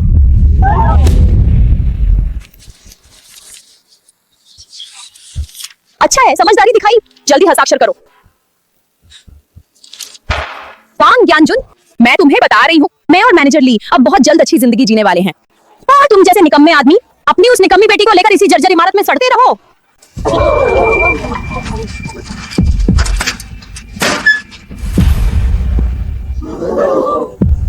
किसने कहा कि मास्टर वांग? कपड़े तो तुमने ठीक ठाक आदमी जैसे पहन रखे हैं। यहाँ किस बड़े साहब का ढोंग कर रहे हो? तुम हो ही क्या जो मेरे मामले में दखल देने चले आए? मैडम, मेरा ख्याल है आप एक बात गलत समझ रही हैं। मास्टर वांग अब से हमारे बेचिंग फर्स्ट रेस्टोरेंट के ऐसे सम्मानित अतिथि हैं जिन्हें बुलाना भी हमारे लिए सौभाग्य की बात होगी। बस मास्टर वांग हामी भर दें तो मैं उन्हें सालाना 60,000 का वेतन दूंगा और सब कुछ उनकी इच्छा के अनुसार होगा। वांग ज्ञानजुन, तुम तो सचमुच बड़े होशियार निकले।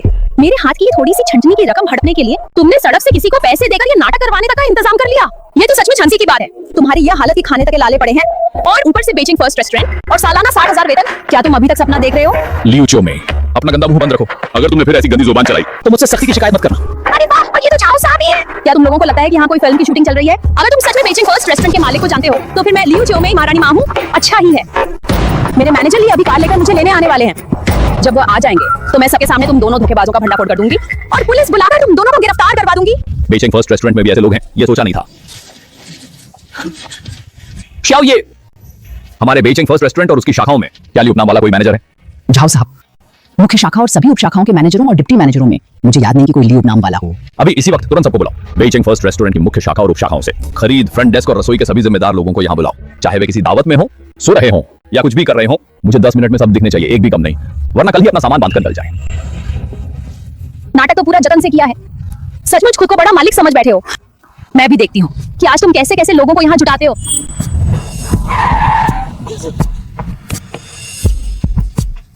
जान, तुम आखिर आ ही गए। तुम्हें पता भी नहीं मुझे अभी कितनी बेइज्जती सहनी पड़ी। जरा देखो तो, यही तो गरीब ठग हैं जिन्होंने तुम्हारे बेचिंग फर्स्ट रेस्टोरेंट के आदमी होने का ढोंग किया है और डींग मार रहे हैं कि इनमें से एक मालिक है और दूसरा कोई बड़ा सम्मानित मेहमान। जान, तुम जल्दी। सुना है कि हाल में समूह के वरिष्ठ अधिकारी शहर की अलग अलग शाखाओं का गुप्त निरीक्षण कर रहे हैं। क्या मैं सचमुच इतनी बदकिस्मत हूं कि उनसे टकरा गया?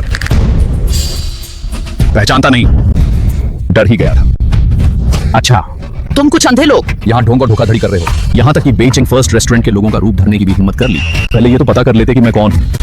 झाओ साहब, मैंने अभी इस काली सैंटाना कार की जांच की है। ये वाकई हमारे समूह के लॉजिस्टिक्स विभाग की गाड़ी है, लेकिन रिकॉर्ड के अनुसार आज रात किसी भी शाखा प्रबंधक को यह गाड़ी आवंटित नहीं की गई थी। इसने इसे बिना अनुमति खुद ही निकाल लिया। वाह मैनेजर ली, तुमने हिम्मत कैसे की कि समूह की सरकारी गाड़ी को निजी दिखावे के लिए इस्तेमाल करो? तुम्हें यह हिम्मत किसने दी? तुम क्या बकवास कर रहे हो? आखिर तुम होते कौन हो? मुझ पर सवाल उठाने की तुम्हारी बारी कब से आ गई? क्या बकवास कर रहे हो? ये कार उसने अपने पैसे से खरीदी है। तुम हो कौन जो उसे डांटने चले आए? मुझे तो तुम्हारे ये कपड़े देखकर लगता है शायद कहीं से उधार लेकर रॉब झाड़ने के लिए पहन आए हो। प्रबंधक वांग, उप महाप्रबंधक झाओ और बाकी लोग यहाँ कैसे आ गए? क्या तुम्हारी आंखें फूट गई हैं? तुमने तो झाओ साहब के खास मेहमान तक का अपमान कर दिया। मरना है क्या? पूरे समूह को अपने साथ मत डुबो। ये सचमुच झाओ साहब है। झाओ साहब, मुझसे गलती हो गई। मैं ही अंधा निकला। मैं आपको पहचान नहीं पाया, मेरी ही भूल है। इसे तुरंत नौकरी से निकाल दो। ऐसा चरित्रहीन, दूसरों पर रौब झाड़ने वाला और बिल्कुल गिरा हुआ इंसान, इसे एक पल भी यहां रखना बेचिंग फर्स्ट टावर की प्रतिष्ठा पर दाग है।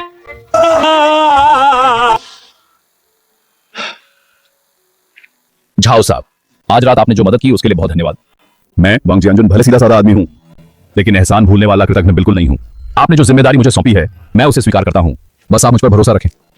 अच्छा, बहुत अच्छा मास्टर वांग, आपको बेचिंग फर्स्ट टावर में ला पाना मेरे जीवन का सबसे फायदेमंद फैसला होगा। झाओ साहब, आप मुझे इतना मत सराइए। अब मेरी उम्र भी कम नहीं रही। मुझे बस डर है कि वहां जाकर मैं आपके यहाँ कोई खास नतीजा ना ला पाऊं। कौन सी उम्र ज्यादा हो गई? मास्टर वांग, आप तो अभी अपने पूरे हुनर पर हैं, एकदम काम की उम्र में हैं। आगे से आप बस निश्चिंत होकर बेचिंग फर्स्ट टावर की रसोई संभालिए। बाकी कोई भी बात होगी मैं संभाल लूंगा। और आपकी बेटी के लिए भी आगे की पढ़ाई का खर्च और रोजमर्रा का खर्च, चाहे आगे चलकर वह किसी बड़े शहर में पढ़ना चाहे, उसका सारा खर्च मैं उठाऊंगा। बच्ची को पैसों की वजह से जरा भी तकलीफ नहीं होने दूंगा। झाओ साहब, मैं आपका यह एहसान कैसे चुका पाऊंगा? आप ही बताइए झाओ साहब। मैं औपचारिक रूप से काम पर कब आ सकता हूं? मास्टर वांग, आपने अभी अभी इतने परेशान करने वाले हालात झेले हैं, कम से कम 3 से 5 दिन घर पर आराम तो कर लीजिए। मैं काफी आराम कर चुका। झाओ साहब, इस हुनर को तो लगातार अभ्यास से ही तराशा जाता है। कड़ाही आग से दूर नहीं रहनी चाहिए और चाकू हाथ से दूर नहीं होना चाहिए। मैं एक दिन भी रसोई में न जाऊं तो मन खाली खाली लगता है। अगर अनुमति हो तो मैं कल ही काम पे लग जाऊं। अच्छा, सच कहूं तो मैं तो आपके मुंह से यही बात सुनने का इंतजार कर रहा था। मैंने रसोई पहले ही आपके लिए ठीक ठाक करवा दी है, सब कुछ तैयार है। बस आपकी ही कमी थी जो सबका सहारा है। कल सुबह सुबह मैं खुद गाड़ी भेजकर आपको बुलवाऊंगा। तनख्वाह दो, हमें अपनी तनख्वाह चाहिए। तनख्वाह दो, हमें जीना है। वांग जियानजुन की सोच इतनी नीची कैसे हो सकती है? इसे तो बस अपनी जेब के थोड़े से पैसों की ही पड़ी है। अभी होटल मुश्किल में है, तुम लोगों को सोचना चाहिए कि होटल के साथ मिलकर इस कठिन समय को कैसे पार किया जाए। लेकिन तुम लोग उल्टा भीड़ जुटाकर हंगामा कर रहे हो। क्या तुम लोगों में जरा भी समझ बूझ नहीं बची? ये नाटक बंद करो। हमारे पास तो तनख्वाह तक नहीं है। हम तुम्हारे साथ ये मुश्किल कैसे झेलें? बिल्कुल, आज पैसे नहीं मिले तो हम यहाँ से नहीं जाएंगे। सब लोग चुप हो जाओ। किसी ने यह नहीं कहा कि तनख्वाह नहीं दी जाएगी। तो फिर अभी दो ना, खाली बातें बनाना किसे नहीं आता। मैं पहले ही साफ कह देती हूँ, हांगकांग के मास्टर लियांग जेनरोंग के चहेते शिष्य बहुत जल्द हमारे डोंगफेंग होटल में आदान प्रदान और सीखने के लिए आने वाले हैं। वे तो सिर्फ मास्टर वांग की पक्की काबिलियत की वजह से इतनी दूर से खास तौर पर आ रहे हैं। इन कुछ दिनों में होटल के ऊपर से नीचे तक सभी लोग मास्टर वांग के काम में बिना शर्त सहयोग करेंगे और जो भी इस नाजुक समय पर ढिलाई करेगा मैं उसे तुरंत निकाल दूंगी। जियान बिन, जब हांगकांग से आए मेहमान पहुंचे तब तुम उन्हें अपना हुनर अच्छी तरह दिखाना। हमारे डोंगफेंग होटल की जरा भी बेइज्जती नहीं होनी चाहिए। जहां तक तुम्हारी तनख्वाह की बात है, लेखा विभाग यही है, अभी दे दी जाएगी। बहुत अच्छा, अगर अभी पैसे न मिलते तो घर में अनाज सचमुच खत्म हो जाता। ये क्या है? इतने थोड़े पैसे क्यों हैं? ये तो आम दिनों के आधे से भी कम है। बाकी पैसे कहाँ हैं? हमारी मेहनत की कमाई कहाँ गायब कर दी?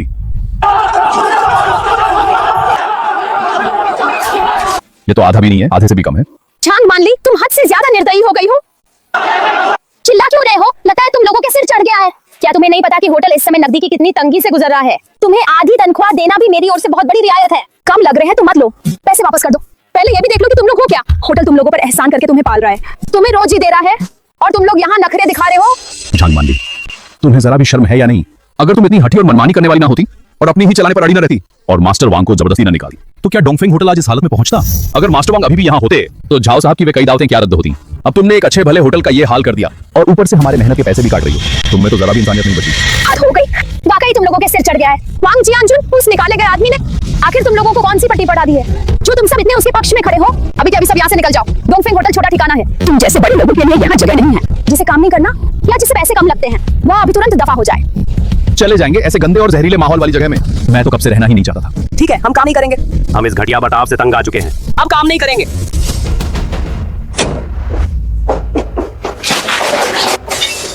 ये एहसान फरामोश लोग, निकल जाओ, सब निकल जाओ, यही अच्छा है। मेरे पास नए लोगों को रखने के लिए बहुत पैसा है। मैनेजर साहिबा, आप शांत हो जाइए। इन लोगों की वजह से अपनी सेहत खराब करना ठीक नहीं है। आप इन लोगों को जानती ही हैं, है ना? ये तो हमेशा से वांग जियानजुन के साथ एक ही पाले में रहे हैं। अपने पुराने होने का रौब दिखाते हैं, सीनियरिटी झाड़ते हैं और किसी की बात नहीं मानते। ये लोग जानबूझकर मिलकर आपके जैसे युवा और काबिल, प्रबंधन और कारोबार दोनों समझने वाले व्यक्ति के खिलाफ खड़े होते हैं। जियान बिन, पूरे होटल में तुम ही सबसे समझदार हो। तुम्हें इतनी तकलीफ उठानी पड़ी, लेकिन कोई बात नहीं। जैसे ही आज ये आएगा तुम्हें मेरे लिए अच्छा प्रदर्शन करना होगा। अपना सारा हुनर दिखा देना ताकि सबको पता चल जाए कि डोंगफेंग होटल की रसोई की असली रीढ़ कौन है। मैनेजर, आप निश्चिंत रहिए, यह मुझ पर छोड़ दीजिए। हेलो पुराने स्टोर मैनेजर, आपका क्या निर्देश है? मान ली हुआ योजना आधिकारिक रूप से शुरू हो चुकी है। तुम्हें हर हाल में मास्टर वांग को इसमें शामिल करवाना होगा, समझी? यह सख्त आदेश है। लिन शुए, हम 3 शहरों में ढूंढ चुके हैं, लोगों का समंदर है। आखिर इस आदमी को कहां ढूंढे? हमारे पास समय बहुत कम है, उसे हर हाल में ढूंढना होगा। निदेशक चेन, डोंगफेंग होटल की जड़ें बहुत गहरी हैं। वांग जियानजुन जैसे असली उस्ताद बहुत मुमकिन है वहीं छिपे हों। चलते हैं, पहले डोंगफेंग होटल जाकर देखते हैं। ठीक है, तो पहले डोंगफेंग होटल चलते हैं। बड़े भाई वांग, मैं आपसे छिपाऊंगा नहीं। ऊपर से भले ही नॉर्थ सिटी फर्स्ट टावर बहुत चमकदार दिखता हो, लेकिन जब सबसे अहम अंतिम व्यंजनों की बात आती है तब भी हमेशा कुछ कमी रह जाती है। आप यह सूप देखिए। दिखने में कोई समस्या नहीं है, लेकिन आखिर में इसका स्वाद संभल नहीं पाता। और ये हमारी खास पहचान वाले कुछ व्यंजन हर बार जब आखिरी चरण तक पहुंचते हैं तो स्वाद बिखरने लगता है। पूरी दावत की मेज इसी आखिरी हिस्से में बिगड़ जाती है। इन व्यंजनों को मैं संभाल सकता हूं। भाई वांग, आप तो सचमुच मेरे लिए उद्धारक हैं, लेकिन यह मात्रा ठीक नहीं है। मुझे सच में डर है कि आप थक जाएंगे। आप इतने साल डोंगफेंग होटल में रहे हैं, क्या आपके साथ काम करने वाले कुछ और पक्के हुनरमंद पुराने साथी हैं जिनकी आप सिफारिश कर सकें? सच कहूं तो ऐसे कुछ पुराने साथी हैं जिनके हाथ में सचमुच का हुनर है। मैं कोशिश करके उनसे पूछ सकता हूं, लेकिन मैं ये पक्का नहीं कह सकता कि वे मान ही जाएंगे। बस वे आने को तैयार हों, जो भी शर्त होगी मैं पूरी कोशिश करूंगा उसे मानने की। हाँ भाई वांग, एक और बड़ी बात है। कुछ दिनों में शंघाई की हुआंग रोड होटल के नेतृत्व वाला हुआ निरीक्षण दल रोंग प्रांत आने वाला है। वे खास तौर पर सबसे उत्कृष्ट प्रतिभाओं का चयन करेंगे। भाई वांग, मैं चाहता हूं कि आप नॉर्थ सिटी फर्स्ट टावर की ओर से प्रथम उम्मीदवार के रूप में इसमें भाग लें। जनरल मैनेजर चाओ, यह हुआ योजना आखिर किस तरह की प्रतियोगिता है? मैं तो बस एक बूढ़ा रसोइया हूं जिसने आधी जिंदगी रसोई के पीछे खपाई है। अगर चाकू की कारीगरी, आंच का नियंत्रण, शोरबा तैयार करना या कढ़ाई संभालने जैसे असली काम की बात हो तो मैं ठीक हूं, लेकिन अगर विदेशी भाषा के मेन्यू, सैद्धांतिक लेख या ऐसी दिखावटी बातों की तुलना हो तो मैं सचमुच उसके लायक नहीं हूं। अरे मेरे बड़े भाई, अगर इसे भी आप मामूली काम मानते हैं तो फिर बाकी रसोइयों को अभी घर जाकर बच्चे संभालने चाहिए। इस बार निरीक्षण दल जिसे चुनना चाहता है वह कोई ऐसा दिखावटी आदमी नहीं है जो बस किताबें पढ़कर अच्छी अच्छी बातें कर सके। उन्हें तो आपके जैसे लोग चाहिए जो सच में चूल्हे के सामने खड़े हो सकें और पूरे भोज को मजबूती से संभाल लेने की असली क्षमता रखते हो। अगर सचमुच असली कौशल मौके पर स्थिति संभालने की क्षमता की बात हो या ये देखने की कि कौन व्यंजन को उसकी गहराई तक पहुंचा सकता है, तो अगर आप दूसरे स्थान पर हो तो प्रांत में कोई भी खुद को पहला कहने की हिम्मत नहीं करेगा। अगर मुकाबला असली हुनर का है तो मैं हिस्सा लूंगा। काफी समय हो गया किसी से खुलकर मुकाबला किए हुए। इस बार मैं नॉर्थ सिटी फर्स्ट टावर की ओर से इन उस्तादों से मुकाबला करूंगा। पुराने स्टोर मैनेजर, आप बिल्कुल निश्चिंत रहिए, मास्टर वांग जरूर भाग लेंगे। आपको पता नहीं है वो इन दिनों सचमुच खाना पीना और आराम तक भूल गए हैं। रोज रसोई के पीछे लगे रहकर अपना हुनर निखार रहे हैं, यहाँ तक कि खाना खाने की भी फुर्सत नहीं है। वांग जियानजुन जो वह पुरानी नोटबुक छोड़ गया था, उसे इन दिनों पढ़ कर मेरा सिर चकरा गया है। लेकिन इन अनजान निरीक्षकों को बहलाने के लिए शायद इतना काफी होगा। और एक बात, ऊपर से भेजा गया हुआयन निरीक्षण दल आज ही हमारे डोंगफेंग होटल का प्रत्यक्ष निरीक्षण करने आएगा। तुम तुरंत अपने सारे काम छोड़ दो और फौरन लोगों को लेकर दरवाजे पर उनका स्वागत करने जाओ। आज ही आ रहे हैं? ठीक है पुराने स्टोर मैनेजर, आप निश्चिंत रहिए। मैं यकीन दिलाता हूँ कि निरीक्षण दल की पूरी खातिरदारी होगी। अरे भी अभी तक आई क्यों नहीं? आगे आगे मैनेजर, जल्दी देखिए।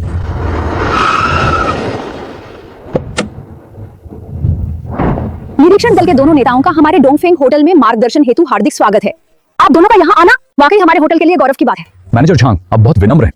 हम इस बार बस मौके पर आकर हालात देखना चाहते हैं और स्थिति की तह तक जाना चाहते हैं।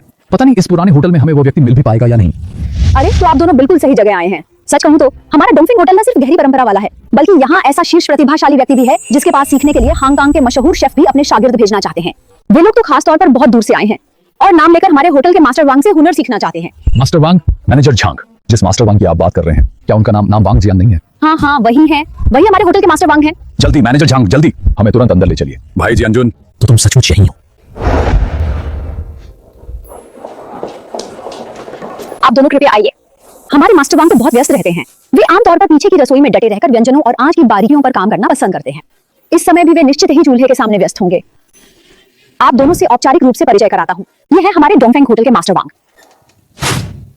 तुम? हाँ, मैं ही हूँ। श्रीमान चेन, निदेशक लिन। आप दोनों इन्हें देखकर युवा समझकर भ्रमित मत होइए। ये हमारे डोंगफेंग होटल के वास्तविक रूप से मुख्य रसोई के स्तंभ मास्टर वांग जियानबिन है। तो इनका नाम वांग जियानबिन है, ये जियानजुन भाई बिल्कुल नहीं है। मुझे मालूम था कि जियानजुन भाई ऐसे बनावटी आदमी हो ही नहीं सकते। मैनेजर झांग, क्या आप सचमुच समझते हैं कि निरीक्षण दल यहाँ सिर्फ औपचारिकता निभाने आया है? यह सरासर अनुचित है। लिन शुए, चलो यहाँ से। दोनों नेता महोदय, आप दोनों इतनी जल्दी मत जाइए। जैसा कि कहा जाता है, वीर तो सदैव युवाओं में ही निकलते हैं। हमारे जियानबिन भले ही युवा हैं, लेकिन उनके हाथ में सचमुच कमाल का हुनर है। यूं खड़े क्या हो, जल्दी जो नमूना व्यंजन तुमने हाल में बनाए हैं उन्हें निकालकर नेताओं को दिखाओ।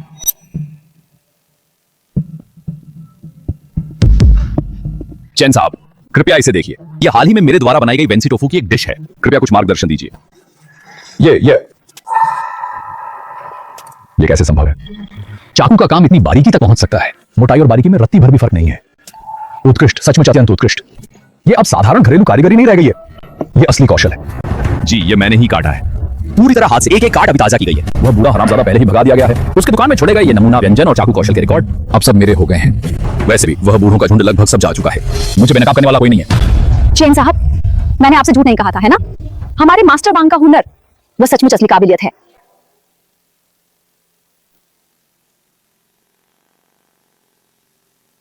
कुछ गड़बड़ है, यह बिल्कुल ठीक नहीं लग रहा। इतनी गहरी और पकी हुई चाकू कला 2-3 साल की साधना के बिना बिल्कुल हासिल नहीं की जा सकती। क्या सामने खड़ा यह नौजवान सचमुच कोई बिरला प्रतिभाशाली है? चूंकि मास्टर शियावांग इस स्तर का वेंसी टोफू काट सकते हैं, तो निश्चित ही उनकी कारीगरी अब पूरी तरह निपुण हो चुकी है। क्यों ना आप अभी हमारे सामने ही एक और हिस्सा काटकर दिखा दें, ताकि हम भी अपनी आंखों से यह हुनर देख सकें। गड़बड़ हो गई। मैं किसी भी हाल में यहीं उसी वक्त चाकू नहीं चला सकता। मुझे किसी तरह यह बात टालनी ही होगी। चेन साहब, सचमुच बड़ी बदकिस्मती है। आप शायद जानते नहीं हैं, मैं पिछले कुछ दिनों से बिना सोए आराम किए लगातार नए व्यंजनों की जांच पड़ताल में लगा हुआ हूं। हाथ तक मुश्किल से उठ रहे हैं। अगर अभी जबरदस्ती काटूं और कहीं हालत ठीक न रही तो उलटे मर्यादा ही भंग हो जाएगी। बेहतर होगा कि कुछ दिनों बाद होयन चैन के समय जब मैं ठीक से आराम कर लूं, तब आप दोनों के सामने पूरा हुनर दिखाऊंगा। हाँ चैन साहब, हमारे मास्टर वांग इन दिनों तैयारी में वाकई खाना पीना और आराम तक भूल गए हैं। चाहे शरीर लोहे का ही क्यों ना हो, इतनी मेहनत आखिर कब तक सह पाएगा? आप दोनों उदारता दिखाइए, उससे पहले कुछ दिन संभलने दीजिए। जब हुआयन चैन का समय आएगा, वह निश्चित ही आप दोनों को संतोषजनक जवाब देगा। आप दोनों भी लंबी यात्रा करके आए हैं, थक गए होंगे। मैंने आपके लिए हमारे शहर के सबसे अच्छे अतिथि गृह की व्यवस्था कर दी है। आप दोनों पहले जाकर थोड़ा विश्राम कर लीजिए। मैनेजर जान, यहीं तक आइए। हमारी कुछ और व्यवस्थाएं हैं, इसलिए आप और कष्ट नहीं देंगे। हम चलें। लिन शुए, तुम्हें क्या लगा है ये वांग जियानबिन बातों में हल्कापन है, खड़े होने के ढंग में भी ठहराव नहीं है। किसी भी तरह से वो ऐसा अनुभवी व्यक्ति नहीं लगता जो धैर्य से काम ले सके। कहीं इस मामले में कुछ गड़बड़ तो नहीं? चेन साहब, आपकी शंका गलत नहीं है। इस मामले में सचमुच कुछ असामान्य है। हमें सावधानी बरतनी होगी। लेकिन चूंकि उन्होंने स्वयं बात कह दी है, तो फिर हुआयन चैन में ही असली परीक्षा हो जाएगी। वास्तव में हुनर है या धोखाधड़ी, उस समय एक बार परखते ही पता चल जाएगा। लगता है वांग जियानजुन अब संभवतः डोंगफेंग होटल में नहीं है, लेकिन यदि यह वांग जियानबिन सचमुच चैन में वहीं पर उसी चाकू कला को दोहरा दे, तो ऊपर वालों को भी हम जवाब दे सकेंगे। यदि ऐसा है तो फिलहाल उत्तरी शहर के फर्स्ट टावर रेस्टोरेंट जाने की भी आवश्यकता नहीं है। पहले अतिथि गृह लौटकर चयन प्रतियोगिता की तैयारी कर लेते हैं। जियानजुन भैया, इतने लंबे समय से तुम्हें खोज रही हूँ, फिर भी तुम्हारी कोई खबर नहीं मिली। क्या सचमुच इस इतनी बड़ी दुनिया में मैं तुम्हें नहीं ढूंढ पाऊंगी? मिस जांग, आपको एक अच्छी खबर देता हूँ। मेरा छात्र आपके शहर पहुंच चुका है। मास्टर यांग, आखिरकार आप लोगों का इंतजार पूरा हुआ। स्वागत है, स्वागत है। मैं तुरंत आपके छात्र के स्वागत के लिए पूरे रेस्तरां की सबसे उच्च स्तरीय व्यवस्था करता हूँ। कष्ट करने की आवश्यकता नहीं है, मैंने पहले ही मास्टर वांग का पेजर नंबर अजय को दे दिया है। वह सीधे मास्टर वांग से संपर्क करेगा। जियानबिन, सुना तुमने? अजय पहुंच गया है। जल्दी जल्दी देखो तुम्हारा पेजर बजा या नहीं। अब तो सब खत्म हो गया, वह पेजर तो मेरे पास है ही नहीं। मास्टर वांग, आपका बहुत बहुत धन्यवाद। सच कहूं तो समझ नहीं आता आपका आभार कैसे व्यक्त करूं। अगर आपने मिस्टर झाओ से हमारी सिफारिश न की होती और हमें रोजी कमाने का यह अवसर न दिलाया होता तो हमारा पूरा परिवार सचमुच जी नहीं पाता। मास्टर वांग, हम यहाँ मन लगाकर काम करेंगे और आपकी प्रतिष्ठा पर आंच नहीं आने देंगे। बस अब काफी है, इतनी भावुकता छोड़ो, काम शुरू करो। लियांग जेनरोंग का छात्र। हेलो, क्या मास्टर वांग बोल रहे हैं? मैं मास्टर लियांग जेनरोंग का छात्र अजय हूँ। मैं आपके शहर पहुंच चुका हूँ। मेरे गुरु ने मुझे आपसे हुनर सीखने के लिए भेजा है। आप इस समय कहाँ हैं? मैं अभी तुरंत आपसे मिलने आता हूँ। अरे मैनेजर, मुझे याद आ गया, मेरा पेजर जरूर वांग जियानजुन ले गया है। मेरे साथ बेचिंग फर्स्ट टॉवर चलो। आज मैं उस बूढ़े ठग का सच सबके सामने खोल कर रहूंगा और उसे वो आदमी हर हाल में वापस दिलवाऊंगा।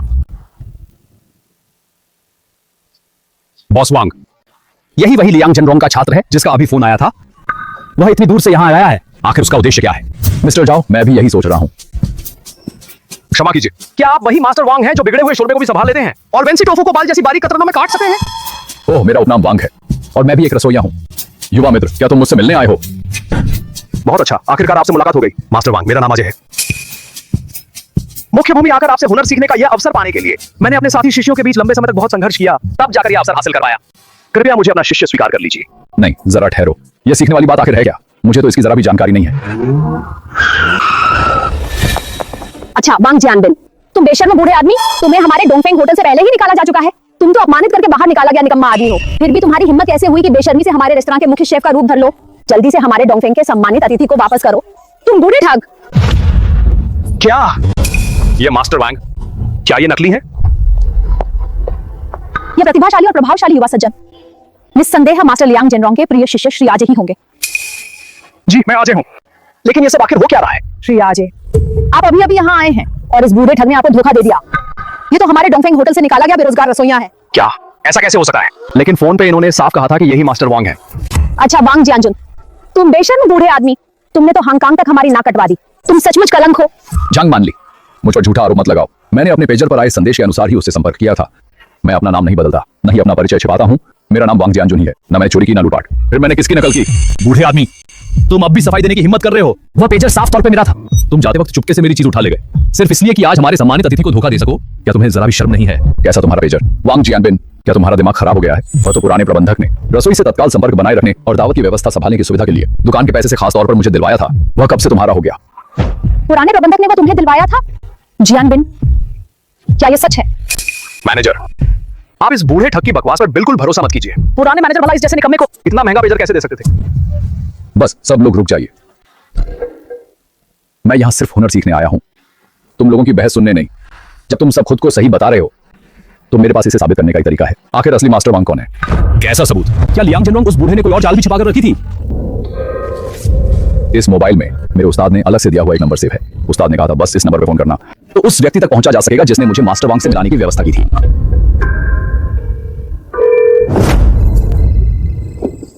लग गया। मिस्टर आजे, आपने देखा, सुना आपने? मेरा फोन बजा है। मिस्टर आजे, तथ्य किसी भी बहस से ज्यादा मजबूत होते हैं। असली हम ही हैं। अभी अभी आप लगभग इस कंगाल बूढ़े के झांसे में आ गए थे। हाँ ए बूढ़े ठग, अब तो तुम्हारा असली चेहरा सामने आ गया ना। अब क्या कहना है तुम्हारे पास? क्यों, तुमने क्यों मुझे धोखा दिया? मैंने सचमुच तुम्हें गलत समझा था। मैंने तुम्हें धोखा नहीं दिया। मैंने तो मेरे पेजर पर भेजे गए संदेश के मुताबिक ही तुमसे संपर्क किया था। मैंने ये भी कभी नहीं कहा कि तुम्हें फोन करने वाला व्यक्ति जरूर मैं ही हूँ। मैंने तुम्हें कहाँ धोखा दिया? मिस्टर अजय, आप उसकी बातों पर आसानी से भरोसा मत कीजिए। इस आदमी की बातें भरोसेमंद नहीं है और इसकी पेशेवर काबिलियत भी पर्याप्त नहीं है। ये पहले ही हमारे डोंगफेंग होटल से जा चुका है। तो तुम ऐसे इंसान हो?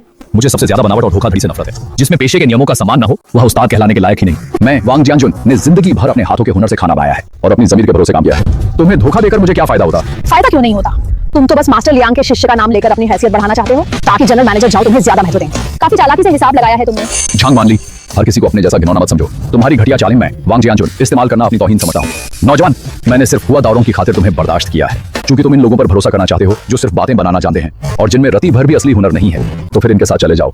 क्या तुम मेरे उस्ताद के जवान दिनों का शांगली वाला वो उपनाम भी जानते हो? वह तो उसके जवान दिनों में शांगली में खुद ही मशहूर हुआ उपनाम था। मैं भला क्यों नहीं जानता? बूढ़े, यहाँ कैसी ख्याली पुलाव पका रहे हो? मास्टर लियांग का हांगकांग के खानपान जगत में क्या दर्जा है? हमारे मैनेजर तक उन्हें बड़े आदर से संबोधित करते हैं। वह तुम जैसे ऐसे फटे हाल रसोइयों को कैसे जान सकते हैं जिसे खाना तक मुश्किल से नसीब होता हो? जरा अपनी औकात तो देखो। बिल्कुल मिस्टर अजय, आप उसके इस घटिया धोखे पर बिल्कुल भरोसा मत कीजिए। मास्टर लियांग इतने मशहूर हैं, इसने जरूर कहीं से उनका पुराना नाम सुन रखा होगा और अब जानबूझकर लोगों को डराने भगाने के लिए उसे इस्तेमाल कर रहा है। मास्टर लियांग ने बाहर की दुनिया में कितना बड़ा अनुभव देखा है और तुमने तो शायद जिंदगी में प्रांतीय राजधानी भी गिने चुने बार ही देखी होगी, फिर भी यहाँ हांगकांग में अपने संबंध होने का दिखावा कर रहे हो, जरा भी शर्म नहीं आती। मुझे भला हांगकांग जाना ही क्यों पड़े? क्या सिर्फ बाहर जाकर विदेशी शिक्षा पा लेने से ये साबित हो जाता है कि तुम्हारा हुनर दूसरों से बेहतर है? यह तो हास्यास्पद है। मेरे पास समय नहीं है और न ही मैं यहाँ तुम्हारी बेकार की बातों में समय गंवाना चाहता हूँ। यहाँ तुम जैसे गैर जरूरी लोगों का स्वागत नहीं है। तुम्हारा तमाशा खत्म हुआ या नहीं? यहाँ के लोगों को लेकर तुरंत मेरी जगह से निकल जाओ। बेइजिंग फर्स्ट टावर में तुम लोगों का स्वागत नहीं है। भाई साहब, अपना कीमती समय ऐसे लोगों से बहस में बर्बाद मत कीजिए, ये उसके लायक नहीं है। इस समय आपके लिए सबसे जरूरी है कि आने वाली हुआन चयन प्रक्रिया की अच्छी तैयारी करें। असल मैदान वही है। क्या वही वांग जियानजुन की हुआयन योजना के चयन में भाग लेने के योग्य है? जनरल मैनेजर जाओ, मुझे तो लगता है आप घबराहट में किसी पर भी दाम लगा रहे हैं। शायद पूरी तरह पागल हो गए हैं। आपने तो एक ऐसे आदमी को जो हमारे डोनफंग होटल से निकाल दिया गया बेकार आदमी है प्रतियोगिता में भेज दिया। क्या आपको डर नहीं कि इसे बेचिंग फर्स्ट टावर की? जनरल मैनेजर जाओ, मैं आप लोगों को सच बता दूं, ऊपर से भेजी गई हुआयन निरीक्षण टीम काफी पहले ही हमारे डोनफंग होटल का मौके पर निरीक्षण कर चुकी है और श्रीमान चेन तथा निदेशक लिन हमारे जियानबिन के बारे में खूब प्रशंसा कर चुके हैं। वे उसे लेकर बहुत आशावान हैं। जनरल मैनेजर झाओ, मैं सलाह दूंगा कि आप ये कोशिश व्यर्थ न करें, वरना बाद में पूरे प्रांत के सामने शर्मिंदा होना पड़ेगा। बिल्कुल जनरल मैनेजर झाओ, मेरी मानिए अभी से किसी और को चुन लीजिए, क्योंकि हुआन चयन के समय मैं उस पर बिल्कुल नरमी नहीं बरतूंगा। वांग जियानबिन, तुम सचमुच ये तो नहीं सोचते कि मेरी ताप नियंत्रण वाली नोटबुक चुराकर कुछ महीनों तक रट लेने से एक ही छलांग में ऊपर पहुंच जाओगे? जियानबिन, उसकी खोखली धमकियों पर ध्यान मत दो, मुझे तुम्हारी क्षमता पर भरोसा है। क्या तुम एक निकाले गए बूढ़े ठग से डरोगे? ठीक है, अगर तुम लोग खुद ही अपमान मोल लेना चाहते हो तो फिर समय आने पर असली मुकाबला हो जाएगा। मैं तुम्हारी इज्जत मिट्टी में मिला दूंगा। जनरल मैनेजर जाओ, तब मैं देखूंगा कि आपका ये बेचिंग फर्स्ट टावर कैसे चल रहा है। मैं यहाँ टिकता हूँ या नहीं, ये तुम तय नहीं कर सकते। मिस्टर अजय, चलिए चलते हैं। ऐसे बकवादी ठग पर समय बर्बाद मत कीजिए। मैं आपको डोनफंग होटल वापस ले चलता हूँ। हम असली काम की ओर चलते हैं। मामला तो पूरी तरह उलझ गया है। मैं भी अब तुम लोगों की बातों से उलझ गया हूँ। चलिए, फिलहाल मैं सबसे ज्यादा ये देखना चाहता हूँ कि तुम्हारे डोनफंग होटल में वह मास्टर वांग आखिर उस अंतिम खास व्यंजन 3 परत वाले सूप को कैसे तय करते हैं और वे वेंसी टोफू को बिना टूटे और बिना बिखरे कैसे बनाते हैं। मैं इस बार खास तौर पर यही सीखने आया हूँ। मैनेजर झान, उस अंतिम 3 परत वाले सूप की कठिनाई सिर्फ रट लेने और नकल कर लेने से पार नहीं पाई जा सकती। उस समय अगर शोरबा मर गया और टोफू कढ़ाई में पड़ते ही बिखर गया, अगर पूरी दावत वहीं बिगड़ गई, तो उसकी कोई जिम्मेदारी मेरी नहीं होगी। मास्टर वांग, आप ऐसा क्यों कह रहे हैं? आपके पास क्या आधार है? हमारे पेशे में अंतिम प्रमुख व्यंजन को छूना और पहले सूप की बुनियादी स्वाद रेखा तय करना बहुत गंभीर मामला होता है। आधार? नौजवान, उस अंतिम 3 परत वाले सूप की मुश्किल ऊपर से दिखाई देने वाली बात में नहीं है, बल्कि इस बात में है कि वे लोग पहली कड़ाही के सूप को पहले ही खराब कर चुके हैं। मेरी उस नोटबुक में सिर्फ यह लिखा है कि आमतौर पर सूप कैसे तैयार किया जाता है और व्यंजन परोसने की सामान्य प्रक्रिया क्या होती है, लेकिन अगर पहले उस बिगड़ चुके आधार शोरबे को साफ न किया जाए, ऊपर की चिकनाई और गंदे झाग को पूरी तरह न हटाया जाए और बस नोटबुक देखकर यांत्रिक तरीके से उसमें नया शोरबा डाल दिया जाए, फिर उसमें वेंसी टोफू डाला जाए, तो एक गलती के बाद हर कदम गलत होता चला जाएगा। तब न सिर्फ सूप मटमैला और कड़वा हो जाएगा, टोफू जैसे ही बर्तन में डाला जाएगा बिखर कर चूरा हो जाएगा। उसके बाद की कई डिशें भी जो इसी शोरबे के स्वाद पर निर्भर हैं, स्वाद बिगाड़ लेंगी। अंत में परोसी जाने वाली सारी मुख्य डिशें भी साथ ही चौपट हो जाएंगी। जो बारीकियां वह बता रहा है वे किसी अनाड़ी की यूं ही की गई बकवास नहीं है। क्या इस आदमी में सचमुच असली काबिलियत है? मिस्टर अजय, कृपया इसकी इस तरह की बकवास पर बिल्कुल ध्यान मत दीजिए। ये तो बस कुछ रेसिपी की पंक्तियां रट कर खुद को जानकार दिखाने वाला ठग है। आप इसकी बातों से डरिए या बहकिए मत। ये आदमी तो विश्वविद्यालय तक नहीं गया, बस एक जाति किसी का रसोइया है। ये दुकान में दिन भर सिर्फ डींगे हाँकता रहता था। इसके हाथ में जरा भी असली हुनर नहीं है, इसी वजह से इसे हमारे मैनेजर ने बाहर निकाल दिया था। जी हाँ मिस्टर अजय, ऐसे लोग जो बस कुछ तकनीकी जुमले रट लेते हैं और जानबूझकर बातों को डरावना बनाकर पेश करने वाले सैद्धांतिक ठग हमारे यहाँ ऐसे बहुत है, लेकिन सच में जब चूल्हे के सामने खड़ा होना पड़े तो शायद ये एक ढंग का साफ शोरबा भी संभाल नहीं पाएगा। मास्टर वांग, हम रसोइयों को अच्छी अच्छी बातें करना ना भी आता हो, क्योंकि पकवान खुद हमारी ओर से बोलते हैं, लेकिन मुझे सबसे ज्यादा नफरत तुम जैसे लोगों से है जो सिर्फ डींगे हाँकना और दिखावा करना जानते हैं। मैनेजर झंग, चलिए, मैं अभी देखना चाहता हूं कि सच में काबिल आदमी आखिर इस अंतिम मुख्य डिश को कैसे संभालता है। इन लोगों को सचमुच पहचान ही नहीं है। मैं तो गुस्से से फट पड़ा हूं। भाई साहब, आपने अभी जिस बड़ी गड़बड़ी की बात की वो आखिर कितनी गंभीर होगी? क्या सचमुच पूरी दावत ही बर्बाद हो जाएगी? सिर्फ एक डिश बिगड़ना तो मामूली बात होगी, अगर वाकई वही तरीका अपनाया गया तो पूरा शोरबा पूरी तरह मर जाएगा, वेंसी टोफू पूरी तरह बिखर जाएगा और उसके बाद जो व्यंजन लगातार परोसे जाने हैं सब बर्बाद हो जाएंगे। भाई साहब, ये तो एकदम से इतना बड़ा नुकसान कैसे हो सकता है? प्रेसिडेंट जाओ, उस 3 स्तरीय शोरबे की सबसे कीमती बात उसकी आंच की पकड़, शोरबे की जीवंतता और बाद के स्वाद की परतों में है। सामान्य तौर पर अगर ईमानदारी से धीमी आंच पर उसे बढ़ाया जाए और धीमी आंच पर ही संभाल कर रखा जाए तो वह स्थिर रह सकता है। लेकिन समस्या यह है कि वांग जियानबिन जो नोटबुक चुरा कर ले गया उसमें लिखा है कि सामान्य स्थिति में शोरबा कैसे तैयार करना है, कैसे बढ़ाना है और आखिरी चरण कैसे करना है। अगर वह पहले शोरबे का रंग न देखे, पहले उसकी मूल गंध न परखे और उस पहले से मर चुके शुरुआती शोरबे को अलग बर्तन में नया आधार न बनाए और बस नोटबुक देखकर जिद में आगे बढ़ता जाए, तो नया शोरबा पड़ते ही पुराना स्वाद उलट जाएगा और पूरा बर्तन पल भर में फिर से मटमैला और कड़वा हो जाएगा। तब वेंसी टोफू जैसे ही बर्तन में जाएगा बिखर जाएगा और अंत की वे कई डिशें जिनका स्वाद इसी शोरबे पर टिका है एक एक करके सब ध्वस्त हो जाएंगी। दर्जनों जिन शोरबा, सैकड़ों जिन उम्दा सामग्री, सब व्यर्थ बर्बाद हो जाएगी। हे भगवान, ये तो बेहद जोखिम भरा है। आपने अभी इतनी साफ बात कह दी थी और उस आजे के सामने भी उन्हें चेतावनी दे दी थी, फिर भी वे समझ क्यों नहीं रहे? इसीलिए मैं कह रहा हूं, अगर वांग जियानबिन इतना अंधविश्वासी न बने और मेरी नोटबुक को बस ज्यों का त्यों लागू करने पर न अड़ा रहे, अगर उसे रसोई के सबसे बुनियादी तौर तरीकों की भी थोड़ी समझ हो, तो वह खुद उस शोरबे को देखकर उसकी बुनियादी गंध सूंघकर समझ जाता कि समस्या कहां है। लेकिन अफसोस, वे हठी और आत्ममुग्ध हैं, अपनी ही जिद पर अड़े हुए हैं। उन्हें लगा है कि मेरी नोटबुक हाथ में आते ही मानो उन्हें सुरक्षा कवच मिल गया हो। वे किसी की सलाह सुनने को तैयार ही नहीं है। इसे ही कहते हैं आदमी अपनी ही करनी से बर्बाद होता है। हेलो लावली, आप जैसे प्रधान संपादक को मुझे फोन करने का समय कैसे मिल गया? क्या डोंगफेंग होटल में रिपोर्टिंग करने जा रहे हो? भाई साहब, मुझे अभी अभी सन डेली के प्रधान संपादक मित्र से खबर मिली है कि झांग मानली वह मूर्ख औरत आज के सामने दिखावा करने के लिए न सिर्फ पूरे रेस्तरां के कर्मचारियों को मौके पर बुला लाई है, बल्कि खास तौर पर पैसे देकर कई अखबारों के पत्रकारों को भी फोटो और कवरेज के लिए बुलाया है। अभी थोड़ी देर पहले वे मेरे बेचिंग फर्स्ट टावर में आकर हंगामा भी कर गए थे। उसका हिसाब मैंने अभी तक उनसे नहीं चुकाया है। अब जब उन्होंने खुद ही इतना बड़ा तमाशा खड़ा कर दिया है तो क्यों ना हम भी जाकर देखें कि क्या होता है। ठीक है, तो हम भी चलकर देखते हैं। अगर बात सचमुच इतनी बढ़ गई कि पूरा अच्छा शोरबा और पूरी दावत ही बर्बाद हो गई, तो मैं इतने सारे रसोई कर्मचारियों की मेहनत से सीखी हुई चीजों को यूं ही नष्ट होते नहीं देख सकता। चलिए भाई साहब, इस बार झांग मानली ने खुद ही अपने लिए बड़ा मंच तैयार कर लिया है। अब बस उसे सबके सामने शर्मिंदा होना बाकी है। मैनेजर झांग, जल्दी मुझे तुरंत वह 3 स्तरीय शोरबा दिखाइए। मैं अपनी आंखों से देखना चाहता हूं कि मास्टर वांग स्वाद कैसे स्थिर करते हैं और उस अंतिम वेंसी टोफू डिश को कैसे अंजाम देते हैं। मिस्टर राजे, इधर आइए। हमारे डोंगफेंग होटल की रसोई की परंपरा और गहराई आपको बिल्कुल निराश नहीं करेगी। इस शोरबे का आधार पहले ही कुछ मटमैला हो चुका है और इसका बाद का स्वाद भी पर्याप्त मजबूत नहीं है। बगल में रखा ये टोफू वेंसी टोफू बनाने के लिए इस्तेमाल होना है। चाकू का कट, आंच और बर्तन में डालने का क्रम, इनमें जरा सी भी चूक हुई तो पूरी डिश नष्ट हो जाएगी। मास्टर वांग के लिए इस डिश को संभालना शायद इतना आसान नहीं होगा। मिस्टर राजे, इस मामले में आप शायद जानकार नहीं है। यह कठिनाई दूसरों को पहाड़ जैसी लग सकती है, लेकिन हमारे मास्टर वांग के लिए यह छोटी सी अड़चन भी नहीं है। आप अभी नए आए हैं, इसीलिए शायद नहीं जानते कि इन वर्षों में डोंगफेंग होटल की सभी महत्वपूर्ण दावतों में सबसे कठिन शुरुआती शोरबा और सबसे मुश्किल अंतिम डिश सब वही संभालता आया है। उसके लिए यह काम पानी पीने से भी आसान है। असंभव। इस स्तर का 3 स्तरीय शोरबा और वेंसी टोफू हांगकांग में भी अनुभवी उस्ताद को पूरी टीम के साथ बार बार आंच और कटाई पर नजर रखकर ही स्थिरता से बनाया जा सकता है। वो अकेला ये कैसे कर सकता है? हे भगवान, यह पूरी प्रक्रिया, क्रम और चाकू कौशल के सारे निर्देश तुमने ही लिखे हैं। बिल्कुल, ये सब इन वर्षों में रसोई की पहली पंक्ति में काम करके अर्जित मेरा निचोड़ है। इस नोटबुक के सहारे आज मैं पूरी तरह दुनिया भर में नाम कमा कर रहूंगा। ये तो अविश्वसनीय है। मैंने नहीं सोचा था कि तुम सिर्फ शोरबा संभालना ही नहीं जानते, बल्कि पूरी दावत की गति और चाकू कौशल की बारीकियों से भी इतनी अच्छी तरह परिचित हो। तुम तो सचमुच प्रतिभाशाली हो। मास्टर वांग, कृपया जल्दी शुरू कीजिए। मैं ये सब दर्ज करना चाहता हूं ताकि अपने गुरु को दिखा सकूं। मिस्टर राजे, अच्छा प्रदर्शन थोड़ा देर से भी हो तो फर्क नहीं पड़ता। आप अभी जल्दबाजी ना करें। ऐसे ऐतिहासिक क्षण को सिर्फ हम कुछ लोग ही कैसे देखें। मैंने खास तौर पर भारी खर्च करके शहर के कई बड़े अखबारों के पत्रकारों को बुलाया है। वे अभी पहुंचने वाले हैं। जब वे अपने कैमरे और उपकरण जमा लें, तब हम मास्टर वांग से औपचारिक रूप से काम शुरू करवाएंगे। मैं चाहता हूं कि पूरा शहर डोंगफेंग होटल की असली स्वागत है। मीडिया जगत के सभी मित्रों का यहाँ स्वागत है। आप लोगों का आज यहाँ आना वास्तव में हमारे डोंगफेंग होटल के लिए गौरव की बात है। मैनेजर झांग सचमुच युवा और अत्यंत सक्षम है। वह सच में असाधारण महिला है। आपके नेतृत्व में डोंगफेंग होटल ने मानो पूरी तरह नया रूप ले लिया है और निरंतर उन्नति कर रहा है। अरे नहीं, ऐसा कुछ नहीं।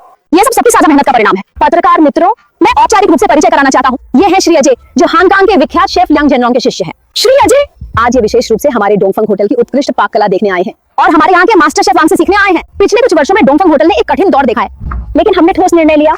हमने उन लोगों को हटाया जो पत्तों घेरे बैठे थे पर काम नहीं कर रहे थे और जो सिर्फ टीम की प्रगति में बाधा बन रहे थे। अब होटल ने आखिरकार उस विषैले तत्व को हटा दिया है और नई ऊर्जा के साथ पुनर्जीवित हुआ है। हमारी सबसे नया पाक कला अब ऐसी है कि हांगकांग के नामी शेफ के शिष्य भी उसे देखकर प्रभावित हुए बिना नहीं रहेंगे। मैनेजर झांग, आपकी बातों में शायद सिर्फ अच्छी खबरें हैं, बुरी बातों का जिक्र नहीं। जहां तक मेरी जानकारी है, हाल में आपके होटल में बेहद अनुचित छुट्टी के कारण कर्मचारियों में भारी बेचैनी फैल गई है और रसोई के कई अनुभवी व सक्षम पुराने कर्मचारियों को जाने पर मजबूर किया गया है। यहां तक कि अंदरूनी सूत्रों का कहना है कि आपकी मुख्य विशेष डिश अब संभल ही नहीं रही और पहला शोरबा भी आधे से ज्यादा खराब हो चुका है, जिससे बाहर कई महत्वपूर्ण दावतें लगभग प्रभावित हो गई। मैनेजर झांग, बताइए, आप जिसके बारे में नवजीवन की बात कर रहे हैं, क्या वह झूठ और जनता को गुमराह करने की बुनियाद पर खड़ा है? ये आदमी कौन है? तुम यहाँ किस काम के लिए हो? ऐसे आदमी को अंदर किसने आने दिया? मैनेजर, ये सब दिल्ली के पत्रकार हैं और बड़े ही अड़ियल किस्म के नौजवान हैं। पत्रकार महोदय, आप यहाँ बेसिर पैर की बातें कर रहे हैं और हमारे डोंगफेंग होटल की साख को जानबूझकर नुकसान पहुंचा रहे हैं। आपको यहाँ गड़बड़ी फैलाने के लिए किसने भेजा है? आपको यहाँ रिपोर्टिंग करने का कोई अधिकार नहीं है। गार्ड कहाँ है? इसे तुरंत यहाँ से बाहर निकालो। मैं देखता हूँ उसे छूने की हिम्मत कौन करता है। मास्टर वांग लौट आए हैं। अब हमारे डोंगफेंग होटल की उम्मीद बची है। जियानजुन वापस आ गए हैं। फिर तुम दोनों ही हो। वांग जियानजुन, तुम जिसे हमारे डोंगफेंग होटल से निकाल बाहर किया गया था, एक निकम्मे बूढ़े आदमी के अलावा कुछ नहीं हो और फिर भी तुम्हारी हिम्मत हुई कि यहाँ लौट आए। क्या बात है, बाहर गुजारा नहीं हो रहा? अब वापस आकर रोजी मांगना चाहते हो? तुम्हें जरा भी शर्म नहीं आती? मैनेजर झांग, मेरे जैसे रसोई की इज्जत या बेइज्जती इससे तय होती है कि उसके हाथ में असली हुनर कितना है, न कि वह कितना बोल सका है। डोंगफेंग होटल की दशकों पुरानी प्रतिष्ठा और पहचान पीढ़ी दर पीढ़ी रसोई के उस्तादों ने अपने पसीने और मेहनत से बनाई है। धोखे और दिखावे से शायद कुछ समय के लिए लोगों को बहकाया जा सकता है, लेकिन हमेशा के लिए नहीं। आप सबने साफ देख लिया। बेचिंग फर्स्ट टावर के जनरल मैनेजर जाओ हमारे होटल से निकाले गए उस विषैले तत्व को साथ लेकर यहाँ उपद्रव करने आए हैं। उन्हें हमारे डोंगफेंग होटल से ईर्ष्या है क्योंकि हम अभी सबके सामने अपना असली कौशल दिखाने वाले हैं, इसलिए ये जानबूझकर उकसाने वाली बातें करने आए हैं। साथियों, पत्रकार मित्रों, कृपया इनके भोले चेहरे से धोखा मत खाइए। असल में ये सिर्फ बातें बनाने वाले एक पुराने ठग हैं। सुना है आपको डोंगफेंग होटल से निकाला जा चुका है और अब आप ऐसे फुर्सतियां व्यक्ति हैं जिन्हें रसोई के काम से भी दूर रखा जाता है। फिर भी आप यहाँ मास्टर वांग जियानजुन को अंतिम विशेष डिश बनाने से रोकने चले आए हैं। क्या आप दूसरों से जलन के कारण दूसरों की सफलता देख नहीं पा रहे और इसलिए जानबूझकर यहाँ बाधा डालने आए हैं ताकि डोंगफेंग होटल की प्रसिद्धि का लाभ उठा सकें? मैं यहाँ किसी नाम या शोहरत के लिए नहीं आया हूँ और न ही किसी से सुर्खियां छीनने के लिए। मैं यहाँ इसलिए खड़ा हूँ क्योंकि यहाँ मौजूद आप सब में से मुझसे बेहतर कोई नहीं जानता कि इस शोरबे में समस्या आखिर कहाँ है। वांग जियानबिन, मैं तुम्हें आखिरी बार चेतावनी दे रहा हूँ। वह 3 लेयर शोरबा अपना स्वाद खो चुका है। उसका बेस मटमैला हो गया है। आंच भी जरूरत से ज्यादा तेज चली है। वेंसी टोफू कढ़ाई में पड़ते ही बिखर जाएगा। अगर तुम अब भी उस नोटबुक के मुताबिक आंख मूंद कर आगे बढ़ते रहे तो आज सिर्फ एक डिश खराब नहीं होगी बल्कि पूरी दावत की प्रतिष्ठा दांव पर लग जाएगी। नतीजा सोच लो। यहाँ डर फैलाने वाली बड़ा चढ़ाकर बातें मत करो। तुम बस इस बात से चल रहे हो कि मैं अभी यह डिश सफलतापूर्वक बना दूंगा और मेरा नाम चारों ओर हो जाएगा। आज जब मैं इतने लोगों के सामने इस शोरबे को संभाल लूंगा और वेंसी टोफू भी बेहतरीन बना दूंगा तो फिर देखता हूं तुम्हारे पास हुआ योजना में हिस्सा लेने के लिए कैसी शक्ल बचेगी। हुआ योजना, हे भगवान। डोंगफंग होटल और बेइजिंग फर्स्ट टावर लगता है चयन प्रतियोगिता में आमने सामने होने वाले हैं। यह बड़ी खबर है, बिल्कुल मुख्य सुखी वाली। मैनेजर झांग, जब आप अपने डोंगफंग होटल की कला इतनी बढ़ा चढ़ाकर बता रहे हैं तो हम बेइजिंग फर्स्ट टावर वाले आज खास तौर पर आपसे अच्छी तरह सीखने आए हैं। क्यों? क्या इतने प्रांतीय और नगर स्तरीय प्रमुख पत्रकारों के सामने भी आप हमें बाहर निकालना चाहेंगे? मैनेजर झांग, कहीं आप घबरा तो नहीं गए? अच्छा देखना चाहते हैं ना, तो आज आपको जी भरकर दिखा देते हैं। जियानबिन, वहां और देर मत करो, फौरन काम शुरू करो। इन तंग दृष्टि लोगों को अच्छी तरह दुनिया दिखा दो तो आज आपको भरपूर देखने का मौका मिलेगा। मास्टर वांग, कृपया जल्दी शुरू कीजिए। इन बहसों में समय व्यर्थ न कीजिए। मैं अब और इंतजार नहीं कर सकता। मैं नजदीक से देखना चाहता हूं कि आप इस 3 लेयर शोरबे को आखिर कैसे स्थिर करेंगे और अंत में वह वेंसी टोफू कैसे बनाएंगे। मुझे एक समझदार सहायक चाहिए। कौन मेरा हाथ भौंटाएगा? कौन जाने की हिम्मत करेगा? मास्टर वांग ने खुद कहा है, यह कोई मजाक नहीं है। बिल्कुल। मास्टर वांग ने कब कभी बिना भरोसे की बात कही है। मास्टर वांग, अगर आपको मेरी अनाड़ीपन से आपत्ति ना हो तो मैं आपका सहायक बनने को तैयार हूं। आपको यह अंतिम विशेष डिश बनाते हुए नजदीक से देख पाना मेरे इस दौरे की सबसे बड़ी इच्छा है। वांग जियानजुन, तुमने देखा, हांगकांग से आया व्यक्ति भी मेरा सहायक बनने को तैयार है। अगर तुम वास्तविक स्थिति को पूरी तरह नजरअंदाज करोगे और मेरी उस नोटबुक को ज्यों का त्यों पकड़कर आगे बढ़ोगे तो यह शोरबा न सिर्फ संभलेगा नहीं बल्कि बाकी कई मुख्य डिशों को भी साथ ले डूबेगा। वांग जियानजुन, यहां बेहुदा बकवास मत करो। तुम्हें बस इस बात का डर है कि आज इतने लोगों के सामने मैं इस शोरबे को संभाल लूंगा और पूरी तरह तुम्हारी चमक फीकी पड़ जाएगी, है ना? अपनी आंखें खोलकर देखो, ध्यान से देखते रहो और देखो मैं ये डिश कैसे बनाकर दिखाता हूं।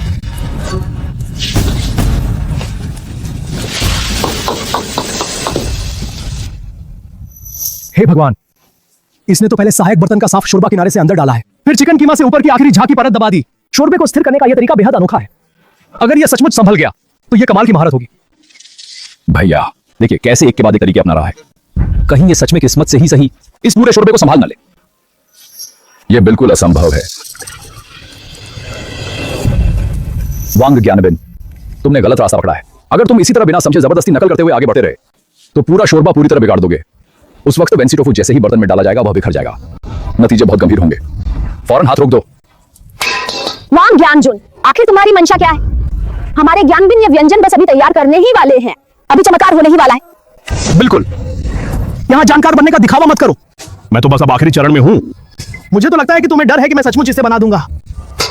श्री अजय, ये आखिरी कदम मैं चाहता हूं कि आप हांगकांग से आए इस विशिष्ट शिष्य के रूप में अपने हाथों से पूरा करें। यह न सिर्फ आपकी कला के प्रति मेरा सम्मान है बल्कि डोंगफंग होटल और हांगकांग के खानपान जगत के संबंधों का भी प्रतीक है। कृपया। हे भगवान, मास्टर वांग, आपका बहुत धन्यवाद। इस अद्भुत काम का आखिरी कदम अपने हाथों से पूरा कर पाना मेरे लिए सचमुच सम्मान की बात है। रुक जाइए, हाथ का चमचा तुरंत रोक दीजिए। इसे अंदर नहीं डालना है। अगर अभी डालते रहे तो बहुत देर हो जाएगी। सब लोग जल्दी देखिए, कुछ लोगों का जलन में बौखलाना सच में बहुत भद्दा लग रहा है। श्री अजय, इस पागल की बातों पर ध्यान मत दीजिए, सीधे ये आखिरी चमचा डाल दीजिए, इन्हें अच्छी तरह दिखा दीजिए।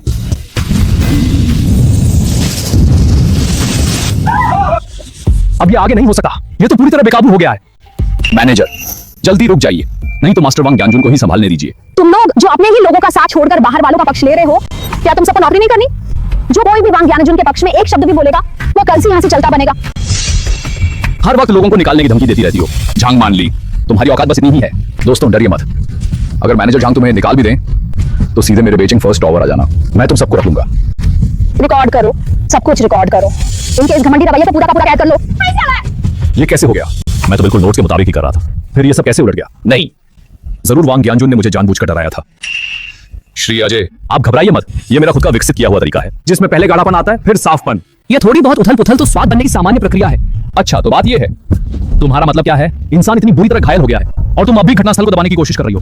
मैं तुम लोगों को बता देता हूं, ये रिपोर्ट मैं हर हाल में लिखूंगा और तुम्हारे डोंगफंग होटल का आज का असली चेहरा ज्यों का त्यों उजागर कर दूंगा।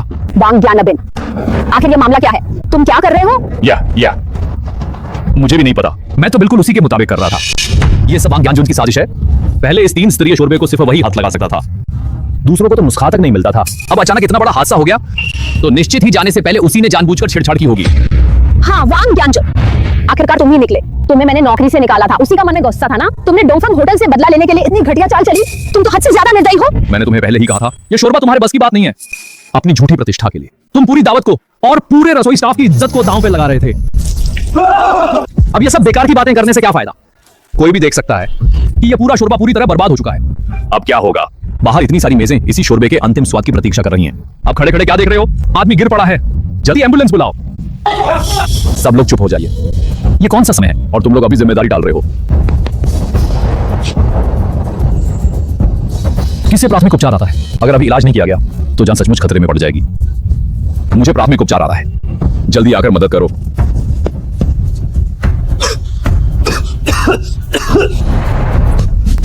अरे श्री अजय, आप ठीक तो हैं? भगवान का शुक्र है आप आखिर होश में आ गए। हम तो बुरी तरह घबरा गए थे। हाँ, आप वाकई बहुत भाग्यशाली हैं। मैं अपने गुरु को बताऊंगा। मैं उन्हें बुलाकर यह पूछवाऊंगा कि इसे आखिर कैसी कला कहते हैं। श्री अजय, कृपया हमारी बात सुनिए। ये सब वांग ज्ञानजुन ने पीछे से किया है। मुझ पर झूठा आरोप मत लगाओ। यहाँ मौजूद पत्रकारों और कर्मचारियों ने सब कुछ साफ साफ सुना है। मैंने तुम्हें पहले ही आगाह किया था कि इस शोरबे को यूं बिना समझे नकल करके नहीं बनाया जा सकता, लेकिन अपनी उस तुच्छ अहंकार के लिए तुमने जरा भी नहीं सुना। अब इतनी बड़ी घटना हो गई है तो बताओ इसकी जिम्मेदारी किसकी है? श्री अजय, आप देखिए, इस सब का हमारे डोंगफंग होटल से कोई लेना देना नहीं है। सब कुछ उसी ने किया है। मुझे उसे नौकरी से निकालने का बदला लेने के लिए उसने जानबूझकर आपको फंसाने की योजना बनाई। मुझे इस तरह बेहिसाब बदनाम करना बंद करो। यहाँ मौजूद लोग बेवकूफ नहीं है। अभी कौन शेखी बघार रहा था और कौन लापरवाही कर रहा था? कैमरे में सब रिकॉर्ड हो चुका है। ये शोरबा अब पूरी तरह खत्म हो चुका है। ये पूरी दावत भी बर्बाद हो गई। दुनिया में कोई भी इसे अब वापस नहीं संभाल सकता। ये मेरी गलती नहीं है। तुम नहीं संभाल सकते, इसका मतलब ये नहीं कि कोई और भी नहीं संभाल सकता।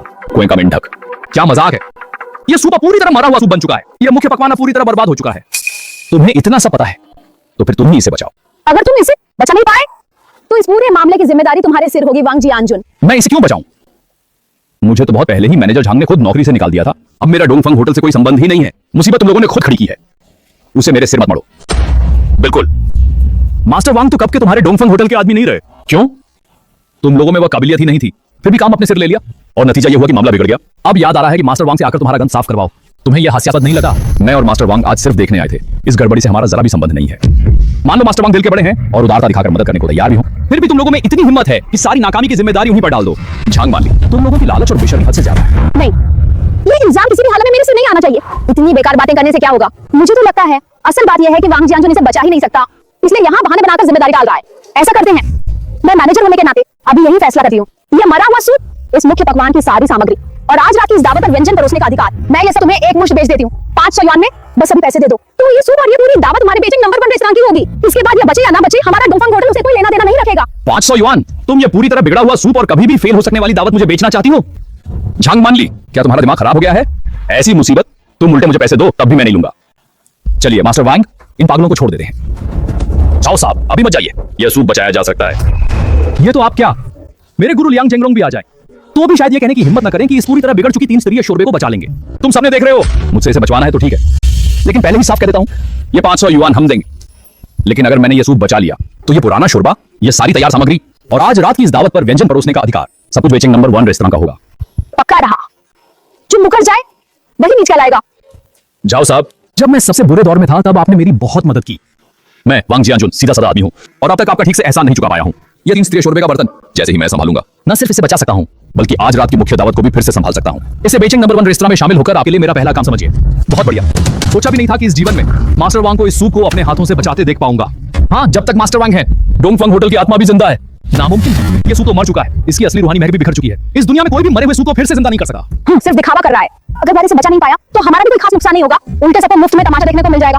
कोई देवता भी आ जाए तो इसे नहीं बचा सकता। अच्छा हुआ कि इस बूढ़े वांग जियानजुन का दिमाग फिर गया है, जो जबरदस्ती अपनी काबिलियत दिखाने पर तुला है।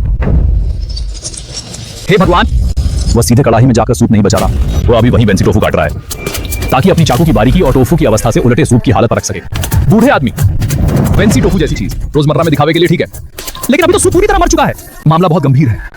क्या तुम्हें लगता है कि थोड़ी सी टोफू की कतरन काटकर बिगड़ी हुई दावत बच जाएगी? हास्यास्पद है वांग जियानबिन। मैंने सोचा था कि तुम मेरे उत्तराधिकारी बनोगे और ईमानदारी से डोंगफंग होटल की कला को आगे बढ़ाओगे, लेकिन मैं गलत निकला। तुम तो बस मौके का फायदा उठाने वाले एहसान फरामोश निकले। आज मैं यहीं खड़े खड़े तुम्हें आखिरी सबक सिखाऊंगा ताकि तुम अपनी आंखें खोलकर देखो कि असली हुनर किसे कहते हैं। सिर्फ दिखावा। क्या सच में तुम्हें लगता है कि सूप को 2 बार चलाकर और एक कटोरी टोफू की बारीक कतरन काटकर इस मरे हुए सूप को जिंदा कर दोगे? ये तो दिवा स्वप्न है। अगर थोड़ी देर में परोसने पर इसका एक घूंट भी कड़वा निकला तो देखता हूं आज वांग जियांजुन इससे कैसे निपटता है। तुम अभी तुरंत अकाउंट्स विभाग से कुछ पैसे ले आओ और इन पत्रकारों को थोड़ा ज्यादा लिफाफा थमा दो। उन्हें कहो कि पैसे लेकर जाइए और लिखें कि वांग जियांजुन ने जानबूझकर माहौल बिगाड़ा और पकवान बचाने में नाकाम रहने की नकारात्मक खबरें छापे। मैनेजर, तो वह शाओली जो किसी भी हालत में पैसे नहीं ले रहा, उसका क्या करें? उसे छोड़ दो, अकेला वही है, वो कोई बड़ा असर नहीं डाल पाएगा। बस हम पैसा ठीक से खर्च करें तो जन्मत फिर भी हमारे ही हाथ में रहेगा। यह नामुमकिन है। अभी तो ये पूरी तरह बिगड़ चुका था, फिर कैसे? ये फिर से धीरे धीरे साफ कैसे होने लगा? सूप की रूह लौट आई है। झांग मानली, मैं तुमसे आखिरी बार पूछ रहा हूं, तुम मुकर नहीं सकती। अगर मैं मुकर गई तो मैं जान मान ली तुम्हारे सामने शर्मिंदा रहूंगी। वांग जियांजुन, अगर तुम सच में इस मरे हुए सूप को बचा सके और इस बिगड़े हुए बतख के पकवान को फिर से मेज पर ला सके तो डोंगटाउन होटल के मैनेजर की यह कुर्सी मैं सीधे तुम्हें दे दूंगी। सब लोग सावधान, जल्दी पीछे हटो। यह बूढ़ा आदमी इसे बचाना जानता ही नहीं। यह सूप अभी भी ऐसी मुसीबत है जो कभी भी फिर से सब कुछ बिगाड़ सकती है। उसे खुद बहादुरी दिखाकर मुसीबत मोल लेनी है तो ले, लेकिन वह हमारी पूरी दावत को भी साथ डुबोना चाहता है। जल्दी हट जाओ। अगर नाकामी से डरते हो तो यहां से निकल जाओ। मैं तुम्हारी तरह नहीं हूं जो खुद जिम्मेदारी उठाने की हिम्मत न करे और सबसे अहम आखिरी कदम किसी और के सिर डाल दे। मैं वांग जियांजुन अपने हुनर पर पूरा भरोसा रखता हूं।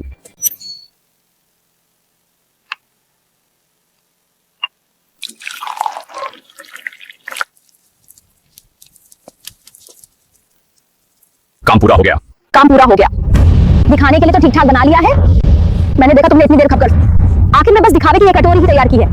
क्या सच में तुम्हें लगता है कि बस थोड़ा अच्छा परोस देने से मरी हुई कड़ाही भर शोरबे को फिर से जिंदा किया जा सकता है?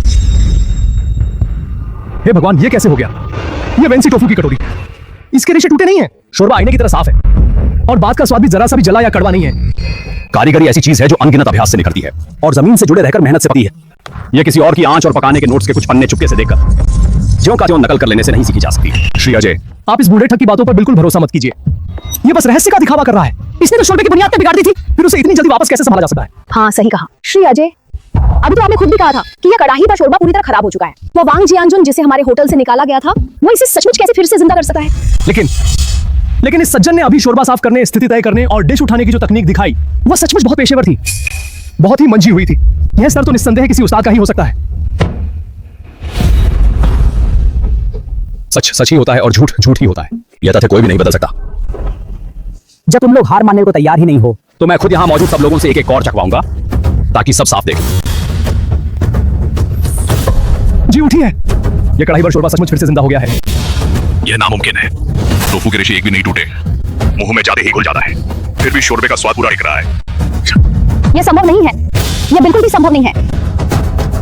तुम जैसे निकाले गए निकम्मे आदमी इसे सचमुच कैसे बचा सकते हो? हे भगवान, ये तो साफ हो गया। शोरबा सचमुच साफ हो गया। ये तो कमाल है। वांग जियांजुन ने सचमुच पूरी तरह बिगड़ चुके 3 स्तरीय शोरबे की ये कढ़ाई फिर से जिंदा कर दी। मैनेजर झांग, आप तो सच में हमारे खानपान जगत की 100 साल में एक बार मिलने वाली महान प्रतिभा हैं। भाई वांग, मैंने सचमुच तुम्हें गलत नहीं आंका था। तुम सच में एक नायक हो। अगर मुझे सही याद है, यह दुकान की पुरानी खास शोरबे की कढ़ाई, यह खेप भर उम्दा सूखी सामग्री और आज रात की इस बतखवश दावत की पात्रता मिलाकर कम से कम 80,000 तो बनते ही होंगे। और तुमने अभी इसे महज 500 में बिगड़ा मामला समझकर मुझे बेच दिया। मैं जाओ सच में बेइजिंग फर्स्ट टावर की ओर से तुम्हारा दिल से धन्यवाद करता हूं। तुम्हें मेरे बेइजिंग फर्स्ट टावर आए अभी कुछ ही दिन हुए हैं और तुमने मुझे इतना बड़ा सरप्राइज दे दिया। आज तो मेरा बड़ा फायदा हो गया। झाओ साहब, आप बड़ा चढ़ाकर कह रहे हैं। मुझे तो आपका धन्यवाद करना चाहिए कि आपने मेरे सबसे बुरे वक्त में भी मुझ पर बिना शर्त भरोसा किया। यह शोरबे की कढ़ाई और यह पूरी दावत मेरी ओर से आपके लिए पहली मुलाकात का उपहार समझिए। किसी को कहो कि हमारे रेस्तरां की गर्माहट बनाए रखने वाली गाड़ी यहां ले आए। यह तो अविश्वसनीय है। यह निस्संदेह सर्वोच्च स्तर के उस्ताद की कारीगरी है। मैं आपका परिचय अपने गुरु लियांग जेनोंग से कराऊंगा। मैं अभी लंबी दूरी का फोन करता हूं। मैं उनसे कहूंगा कि वो खुद आपसे मिलने आए। वो आपकी कला के दीवाने हो जाएंगे। झाओ साहब, मान लिया कि यह शोरबा फिर से बच गया है, लेकिन आखिर यह हमारे डोंगटाउन होटल का दशकों से संभाला गया पुराना शोरबा है। अब जब इसे वापस संभाल लिया गया है तो इसकी कीमत कम से कम 80,000 तो होनी ही चाहिए। आप अभी 500 देकर इसे और आज रात की पूरी दावत दोनों साथ ले जाना चाहते हैं। ये कुछ ज्यादा ही हद पार करना है। क्या ये सरासर नाइंसाफी नहीं है? ये सौदा किसी भी हालत में मान्य नहीं है। तो तुम मुझे बेवकूफ बना रही हो, है ना? मैं तुम्हें बता देता हूं। अभी इतने सारे पत्रकारों के सामने तुम झांगमानली ने खुद अपने मुंह से यह शोरबा, यह पूरी तैयारी की सामग्री और आज रात की यह दावत मुझे बेची थी। अभी तुमने क्या कहा था? जो भी अपने वचन से मुकर जाए वह मास्टर वांग का पोता कहलाएगा। क्या बात है? अब जब तुमने देख लिया कि मास्टर वांग ने इसे फिर से जिंदा कर दिया है तो अब बेशर्मी से मुकरना चाहती हो? मैं तुम्हें बता देता हूं झांगमानली, मेरे साथ ये चालें चलने की कोशिश मत करो। आज यह शोरबे की कढ़ाई में जाओ हर हाल में ले जाऊंगा। वांग जियांबिन, अभी तुमने पूरे भरोसे से मुझे नहीं कहा था कि इसे देवता भी नहीं बचा सकते। तो मुझे बताओ फिर यह बूढ़ा वांग जियांजुन इसे कैसे बचा गया? यह वास्तव में बचा ही नहीं है। सब नकली है, सब झूठ है। यह केवल ऊपर से ठीक दिखाई दे रहा है। हाँ, बिल्कुल यही बात है। आप सब जरा समझदारी से सोचिए। भला कोई इतनी जल्दी कैसे पूरी तरह बिगड़े हुए 3 स्तरीय शोरबे की एक कढ़ाई को वापस ठीक कर सकता है? फिर ऊपर से वह वांग जियांजुन तो ऐसा बूढ़ा आदमी है जिसने विश्वविद्यालय तक नहीं देखा। मैं शर्त लगाकर कह सकता हूं, ये डिश अभी बस थोड़ी देर के लिए अच्छी दिख रही है, आगे पूरी दावत में जल्द ही बड़ी समस्या आएगी। धोखा हुआ है या नहीं? उसकी चिंता करने की जरूरत आपको डोंगफंग होटल वालों को नहीं है, उसका आपसे जरा भी संबंध नहीं है। खैर, यह दुकान की खास पुरानी शोरबे की कढ़ाई, यह पूरी तैयारी की सामग्री और आज रात की यह बरखर और दलिया वाली दावत अब सब कानूनी तौर पर मेरी जान की संपत्ति है। भाई वांग, चलो अपनी बेटी को भी साथ लो। आज हम हेपिंग होटल में जोरदार स्वागत और विजय भोज करेंगे। वांग जियानबिन, तुम तो बार बार कहते थे कि तुम सबसे बड़े उस्ताद हो। पुराने प्रबंधक तुम पर इतना भरोसा करते थे, यहां तक कि लियांग जेनरोंग का शिष्य भी लगभग तुम्हारी बातों में आ गया था। और नतीजा क्या हुआ? अब तुम तो वांग जियांजुन जैसे उस बूढ़े निकाले गए आदमी से भी नहीं जीत सके और उसे यूं ही इतना बड़ा फायदा उठा लेने दिया। आखिर तुमने ये किया कैसे? क्या तुम जानबूझकर मुझे गुस्से से मारना चाहते हो? मैनेजर, मेरी बात सुनिए, मैं समझाता हूं। वो शोरबे की कढ़ाई वास्तव में बची ही नहीं है। वांग जियांजुन बस किस्मत से सफल हो गया। मान ली क्या मामला है? हमारे होटल की वह खास पुरानी शोरबे की कढ़ाई जिसे दशकों से संवारा गया था, उसे वह झाओ नाम का लड़का सिर्फ 500 में कैसे ले गया? पुराने मैनेजर साहब, आप शांत हो जाइए, मेरी बात सुनिए। वह शोरबे की कढ़ाई पिछली रसोई में सबके सामने स्वाद परीक्षण के दौरान पूरी तरह खराब हो चुकी थी। इसे रख भी ले तो ये बस एक बेकार शोरबा ही है। इसे मेज पे परोसना तो बस दुकान की बदनामी ही कराएगा। क्या पूरी तरह बिगड़ गया? क्या मास्टर वांग भी इसे नहीं बचा सकते? हाँ, मास्टर वांग ने खुद देख लिया है। उन्होंने साफ कह दिया कि वह शोरबे की जगह पूरी तरह बेकार हो चुकी है। अब तो मेहमानों के सामने परोसने की बात ही छोड़िए, उससे किसी के पहरेदार कुत्ते को भी डाले तो वह भी कड़वा कहकर नाक भौं सिकोड़ेगा। तो अच्छा है जब मास्टर वांग ने खुद देख लिया है तो मुझे भी तसल्ली हो गई। हमारे होटल में कामकाज और हुनर से जुड़ी बातों में हर बात मास्टर वांग की ही मानी जाएगी। अगर मास्टर वांग ने कह दिया कि ये नहीं सुधर सकता तो सचमुच नहीं सुधर सकता। जी आनंद, मुझे तुम पर भरोसा है। उस पुराने शोरबे वाली बात को हम यहीं भूल जाते हैं। अभी सबसे जरूरी आगे आने वाली चयन प्रतियोगिता है। वही तुम्हारी असली काबिलियत दिखाने का मंच है और वही हमारे डोंगफेंग होटल के पूरी तरह पलटवार करने का मौका भी है। बस तुम चैंपियनशिप जीत लो, फिर वांग जियांजुन की कोई औकात नहीं रह जाएगी। यू दाजू, तुम अभी जाओ और उन पत्रकारों को लिफाफे पकड़ाओ, ज्यादा पैसे ठूस दो और उनकी जुबान पूरी तरह बंद कर दो। मैं कल के अखबार में नहीं देखना चाहता कि हमारे डोंगफेंग होटल के बारे में कोई भी देख पलटने से लोगों के घायल होने और पुराने शोरबे के खोने जैसी नकारात्मक खबर छपे। मैनेजर साहब, हमारे होटल के खाते में अब पैसे नहीं बचे हैं। अगर अब जबरदस्ती पैसे इधर उधर किए गए तो अगले महीने कर्मचारियों की तनख्वाह कैसे दी जाएगी? अगर इस बात पे हंगामा खड़ा हो गया तो जियानबिन, तुम पहले जाओ, अपना काम देखो। अपनी चयन प्रतियोगिता की अच्छी तैयारी करो, जल्दी जाओ, यहां मैं संभाल लूंगा। अब कर्मचारियों की ऐसी तैसी तनख्वाह की कौन परवाह करे। उस्तादों, जरा सा लोग शांत हो जाइए। आज का यह भोजन कोई साधारण दावत नहीं है। ये मैंने खास तौर पर बेइजिंग फर्स्ट टावर के नए मुख्य रसोइये मास्टर वांग जियांजुन के लिए स्वागत और सम्मान में यह दावत रखी है। आज सब लोग जी भरकर खाइए पीजिए, पूरा खर्च मैं झाओ खुद उठाऊंगा। झाओ साहब की सराहना के लिए धन्यवाद। उन्होंने मुझे वांग जियांजुन को और मेरे साथियों को भी रोजी रोटी का सहारा दिया है और मैं आप सबका भी आभारी हूं कि आप मुझ पर भरोसा करने को तैयार हैं और मेरे साथ काम करने आए हैं। झाओ साहब ने बड़े दिल से हमें अच्छा भोजन कराया है, लेकिन हम सब कठिन दिनों से गुजरकर यहां पहुंचे हैं। हम जानते हैं कि चावल का एक दाना और मांस का एक टुकड़ा भी आसानी से नहीं मिलता, इसलिए जरा भी बर्बादी मत कीजिए। आज सब लोग भरपेट खाइए और जो बच जाए थोड़ी देर में वेटरों से कहकर डिब्बे में पैक कराकर घर ले जाइए ताकि घर के बुजुर्ग, पत्नी और बच्चे भी इसका स्वाद चख सकें। झाओ साहब, आप पहले भाइयों के साथ पीजिए, मैं जरा शौचालय होकर आता हूं, मुंह धो लूंगा ताकि नशा थोड़ा उतर जाए। जाइए जाइए, जल्दी वापस आइए, थोड़ी देर में आपको एग्जाम और पेश करना है। भैया जियांजुन, आप आखिर हैं कहां? माफ कीजिए, मैंने रास्ता नहीं देखा और आपसे टकरा गई। अरे कोई बात नहीं। धन्यवाद। ये आवाज और ये पीछे से दिखने वाला चेहरा इतना जाना पहचाना क्यों लग रहा है? नमस्ते, जरा पूछना था, अभी दूसरी मंजिल के निजी कक्ष में कौन लोग खाना खा रहे थे? नमस्ते मैडम, वह हमारे शहर के बेइजिंग फर्स्ट टावर के झाओ साहब ने पूरा बुक कराया था। सुना है खास तौर पर उन्होंने अपने होटल के कुछ वरिष्ठ उस्तादों और कर्मचारियों को भोजन पर बुलाया था। काफी बड़ा आयोजन था। समझ गई। कुछ ही दिनों में चयन प्रतियोगिता है, पता नहीं ये बेइजिंग फर्स्ट टावर कोई अप्रत्याशित चौंकाने वाली बात लाएगा या नहीं। मेरी अब बूढ़ी हड्डियां सेवानिवृत्त होने से पहले आखिरकार डोंगफेंग होटल के लिए एक बड़ा अच्छा काम कर गई। वांग जियांजुन को रोक लिया गया, उसके रहते होटल को एक मजबूत सहारा मिल गया है।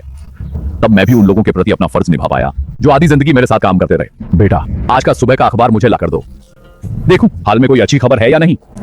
बाबूजी लीजिए। मैं ये नहीं पढ़ता। ये तोंगचेंग डेली तो अब कब की अपना रंग बदल चुकी है। चापलूसी करती है, झूठी चमक दिखाती है और इसके पास एक भी सच्ची बात नहीं होती। मुझे सन डेली लाकर दो, सच कहने की हिम्मत उसी में है। जी अच्छा, अभी लाता हूं, आप जरा ठहरिए। डोंगफेंग होटल की धोखाधड़ी से हांगकांग शेफ के शिष्य के घायल होने की खबर और होटल के खास पुराने शोरबे को 500 युआन में बेच देने की बात। बेइजिंग फर्स्ट टावर के मुख्य रसोइये वांग जियांजुन ने हालात संभाल लिए। बाबूजी, आप खड़े हो गए। अभी तुरंत जाकर मेरे लिए टिकट खरीदो, फौरन। मुझे वापस जाना है। बाहर जो वे बेकार की अखबारें फैली हुई हैं, तुमने उन्हें पूरी तरह हटवाया है या नहीं? अगर मैंने डोंगफेंग होटल के बारे में जरा भी या वांग जियानजुन के खिलाफ कोई खबर बाहर जाती सुनी, तो फिर अपना सामान बांधकर निकल जाना। मैनेजर साहब शांत हो जाइए, शांत हो जाइए। मेरे काम पर भी आपको भरोसा नहीं है क्या? सब पूरी तरह निपटा दिया गया है। मैं यकीन दिलाता हूं कि पूरे तोंगचेंग की हर गली मोहल्ले में, हर अखबार स्टॉल पर सिर्फ वही रखा है जो हमारे डोंगफेंग होटल और जियानबिन की तारीफ करने वाली अच्छी खबरें हैं। सन डेली की तो कुछ प्रतियां भी मुश्किल से निकलती हैं। वह कोई बड़ा असर नहीं डाल पाएगी। बहुत अच्छा, इस बार तुमने समझदारी का काम किया है। वांग जियानजुन जैसा वह पुराना धूर्त चाहे 100 मुंह लेकर भी आ जाए, फिर भी वह कुछ नहीं बिगाड़ पाएगा। अच्छी खबर, मैंने अभी अभी अपने गुरु लियांग जेनरोंग को फोन किया था। उन्होंने कल रसोई में उस बिगड़ चुकी सूप की देख फिर से ठीक होने की बात सुनी। उन्हें तो यकीन ही नहीं हो रहा कि यह सच है। वह तुरंत सबसे तेज टिकट बुक करके यहां आने वाले हैं। मैनेजर झांग, क्या आपके पास मास्टर वांग का संपर्क है? मेरे गुरु ने कहा जब वो तोंगचेंग पहुंच जाएंगे तो चाहते हैं कि मैं और वह मास्टर वांग को भी साथ बुलाकर एक भोजन करें और हुनर पर अच्छे से बात करें। फिर वही वांग जियानजुन, ये लोग सचमुच पीछा ही नहीं छोड़ते। मिस्टर आजे, उस वांग जियानजुन के पास असली काबिलियत नाम की कोई चीज नहीं है। वह तो बस अंधे में तीर लग गया। कल वाली वधेगाज पीने लायक हो सकती है, लेकिन कल तक वह कड़वी और मटमैली हो जाएगी। लेकिन मैंने अपनी आंखों से देखा कि उसने उस बिगड़ी हुई सूप को फिर से बचा लिया। मिस्टर आजे, आप अपनी समझदारी से जरा सोचिए। वास्तव में काबिल कोई उस्ताद रसोइया हमारे डोंगफेंग होटल से निकाला कैसे जा सकता है? क्या मैं बेवकूफ हूँ? चयन प्रतियोगिता अब बस होने ही वाली है। वही असली क्षमता की कसौटी का मंच है। उस समय जब मास्टर वांग सबके सामने खाना बनाएंगे, तब असली हुनर क्या है ये देख के ही पता चल जाएगा। बात में दम है। चयन प्रतियोगिता निश्चित ही बहुत रोचक होगी। यह तो बहुत अच्छा हुआ। मैं अभी अपने गुरु को जवाब देता हूं ताकि उतरते ही वह सीधे स्थल पर पहुंच जाए।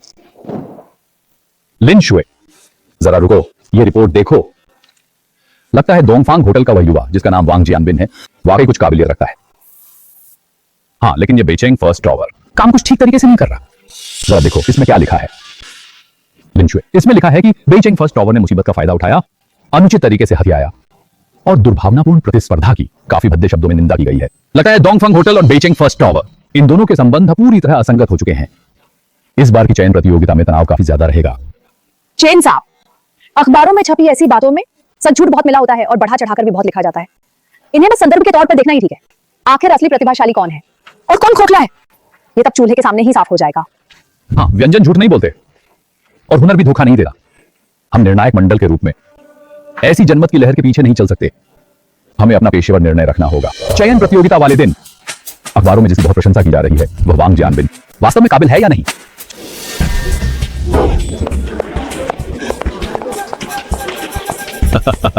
मास्टर वांग, घबराइए मत, हम आज तो बस अनुभव लेने आए हैं। आप इसे अपने घर के आंगन जैसा समझकर सामान्य ढंग से प्रदर्शन कीजिए। बस ऐसे समझिए जैसे सहज होकर हिस्सा लेने आए हैं। जाओ साहब, निश्चिंत रहिए। ऐसे माहौल का मुझे पूरा अंदाजा है। चेन साहब, चूल्हे की स्थिति और तैयारी की मेज मैंने लोगों से एक बार फिर जांच करवा ली है। अब कोई समस्या नहीं है। आगे की प्रतियोगिता की क्रम सूची भी हमें एक बार फिर देख लेनी चाहिए।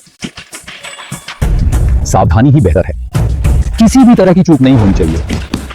चेन साहब, शिक्षक लिन, यह विभिन्न होटलों द्वारा अंतिम रूप से भेजी गई प्रतिभागियों की सूची है। कृपया देख लीजिए। ये कैसे संभव है?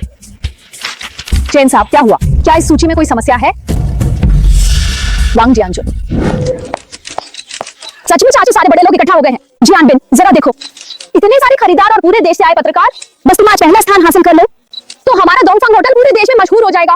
फिर ऑनर तो बर्फे के फाहों की तरह लगातार आने लगेंगे।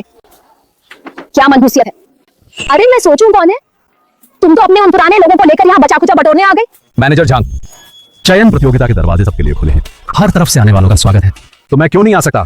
तुम वांग जियानजुन, मैं तुम्हें सलाह देती हूँ कि अपने लोगों को लेकर तुरंत यहाँ से निकल जाओ। यहाँ मुकाबला सर्वोच्च पाक कौशल का है, न कि रसोई में 2 देग सूप उबालकर लोगों को बहलाने की तुम्हारी चालबाजी का। जियानबिन, जल्दी देखो, वहां शिक्षक लिन और चेन साहब हैं। वे निश्चित ही तुमसे मिलने आए हैं। ये, अरे शिक्षक लिन, चेन साहब, वांग जियानजुन कौन है? बेजिंग फर्स्ट ओवर के वांग जियानजुन कहाँ हैं? वांग जियानजुन, शिक्षक लिन, आप, क्या आपसे कोई भूल हो गई है? आप जिसे ढूंढ रही हैं वह तो हमारे डोंगफेंग होटल के वांग जियानबिन होने चाहिए। रुको, जियानजुन, सचमुच तुम ही हो। अरे तुम्हारे बाल इतने सफेद कैसे हो गए? तुम इतने बूढ़े लग रहे हो कि मैं अभी तुम्हें लगभग पहचान ही नहीं पाया। चेन साहब, जियानजुन भाई, क्या आपको अभी मेरी याद है? तुम शाओशुई, चेन साहब, शिक्षक लिन, आप लोगों ने निश्चित ही गलत आदमी पहचान लिया है, या फिर इस बूढ़े ठग ने आपको धोखा दिया है। ये बूढ़ा हमारे डोंगफेंग होटल में इतने साल मुफ्तखोरी करता रहा, इसे तो सबसे बुनियादी व्यंजन सूची तक समझ में नहीं आती। और क्योंकि ये पीछे की रसोई में कामचोरी और चालाकी करता था और झगड़े खड़े करता था, इसीलिए मैंने डोंगफेंग होटल की ओर से इसे नौकरी से निकाला। इसकी औकात ही क्या है? यह असंभव है। वांग जियानजुन तो उस समय आंखें बंद करके भी पूरे भोज के व्यंजनों की विधि और क्रमजुबानी सुना सकता था। वह भला व्यंजन सूची तक न समझ पाया, ये कैसे हो सकता है? तुम वास्तव में समझती भी हो या नहीं? मैं नहीं समझती चैन साहब। मैं झांगमानली बाकायदा विदेश में पढ़ी लिखी हूँ। डोंगफंग होटल में अगर मैं प्रबंधन नहीं समझती, हुनर नहीं समझती, तो क्या मुझसे ज्यादा कोई और समझता है? दोनों निर्णायक गण। आप लोग उसे बिल्कुल नहीं जानते। मेरी नजर में वो वांग जियानजुन पूरी तरह एक निकम्मा बूढ़ा आदमी है। दिन दहाड़े पीछे की रसोई में काम चोरी करता है, अपनी पुरानी हैसियत का रौब दिखा रहा है, सिर्फ इस भरोसे कि वह यहाँ लंबे समय से काम कर रहा है। हर जगह हमारे डोंगफंग होटल के आधुनिकीकरण सुधार में रुकावट डालता है। ऐसा निकम्मा आदमी दुकान में रहे तो बस अन्य की बर्बादी है। मैंने उसे निकालकर लोगों का ही भला किया है। चुप रहो, तुम बिल्कुल नहीं जानते कि वांग जियानजुन नाम का क्या मतलब है। वांग जियानजुन वही हैं जिन्होंने उस समय राष्ट्रीय पाक कला प्रतियोगिता में कितने ही नामी शेफों को पूरी तरह प्रभावित कर देने वाला पहला स्थान हासिल किया था। तुम कहते हो कि वह काम चोरी करता है और हर जगह झगड़ा खड़ा करता है। उस समय जब वह गांव में रह रहा था, गांव के झांग बुजुर्ग के घर का मिट्टी का चूल्हा ढह गया था। कड़कड़ाती सर्दी में उन्हें एक घूंट गर्म पानी तक नसीब नहीं था। उसी ने काम से लौटने के बाद खाना खाने की भी फुर्सत नहीं ली, खुद मिट्टी गूंथकर और लेप लगाकर आधी रात तक डटा रहा और बुजुर्ग के लिए नया चूल्हा फिर से बनाया। यहाँ तक कि अपने हाथों से पानी गर्म करने वाला एक छोटा कोयले का स्टोव भी बना दिया। इस काम के लिए उसके अपने हाथ आधे महीने तक फटे रहे, लेकिन उसने कभी किसी के सामने इसका जरा भी बखान नहीं किया। तुम्हें उसकी आलोचना करने का क्या हक है? तुम लोग, तुम्हें अभी याद है? नहीं, ये नहीं हो सका। यह बिल्कुल असंभव है। तुम लोग जरूर उसके छलावे में आ गए हो। मान लो वो पहले बहुत काबिल था तो उससे क्या? वैसे वो पुरानी बात हो चुकी है। आज के दौर में बड़े होटलों में मुकाबला प्रबंधन, नियम कायदे और ठाठ बाट का है। जियानबिन ही हमारे डोंगफंग होटल के पीछे की रसोई का असली आधार है। उसे सिर्फ हुनर ही नहीं आता, यहाँ तक कि हांगकांग के शीर्ष शेफ लियांग जेनरोंग भी खास तौर पर उससे मिलने आए हैं। आज जरा सब लोग रास्ता दीजिए, मेरे गुरु लियांग जेनरोंग आ गए हैं। गुरुजी लियांग, आप आखिरकार आ ही गए। यह है हमारे होटल के वांग जियानबिन, मास्टर वांग। गुरुजी लियांग, आपको नमस्कार। आपका नाम बहुत सुना है। आज ने सब बता तो दिया था, है ना? जिस मास्टर वांग को आप ढूंढ रहे थे वे यही हैं। यही वांग जियानबिन है। नहीं, मैं इस युवक को नहीं जानता। पुराने वांग, सचमुच तुम ही हो पुराने वांग। 15 साल हो गए, आखिरकार मैं तुमसे फिर मिल पाया। यांग जेनरोंग, सच में तुम ही हो?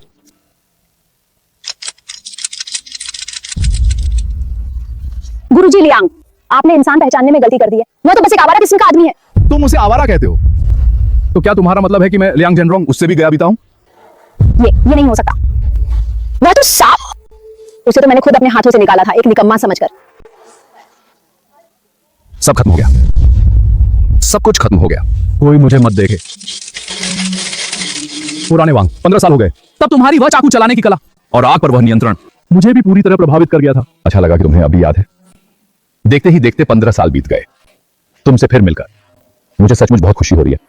गुरुजी लियांग, क्या आजे ने खुद नहीं कहा था कि वह जियानबिन से बहुत प्रभावित है और आज उससे मिलने जरूर आएगा? मैं वांग जियानबिन नाम के इस आदमी को बिल्कुल नहीं जानता।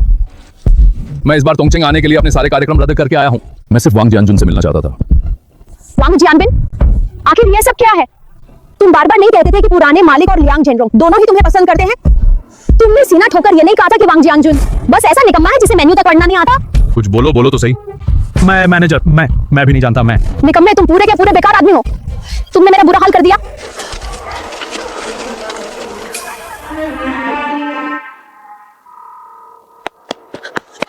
पुराने मालिक, आप आखिर आ गए। जल्दी इन्हें समझाइए। मैंने तुमसे साफ कहा था कि पीछे की रसोई वाले शिया वांग को हर हाल में रोक कर रखना। आखिर तुमने किया क्या? मैंने तो रोका था। मैं वांग जियानजुन की बात कर रहा था। क्या तुम बहरे हो?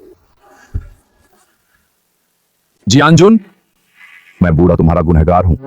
मैंने तुम्हारे साथ अन्याय किया, तुम्हारी आधी से ज्यादा उम्र की मेहनत के साथ भी अन्याय किया और उससे भी बढ़कर हमारे डोंगफंग होटल के सभी कर्मचारियों के साथ अन्याय किया। तुम्हें यह अपमान सहना पड़ा। पुराने मालिक, आप ऐसा मत कहिए। इसमें आपकी कोई गलती नहीं है।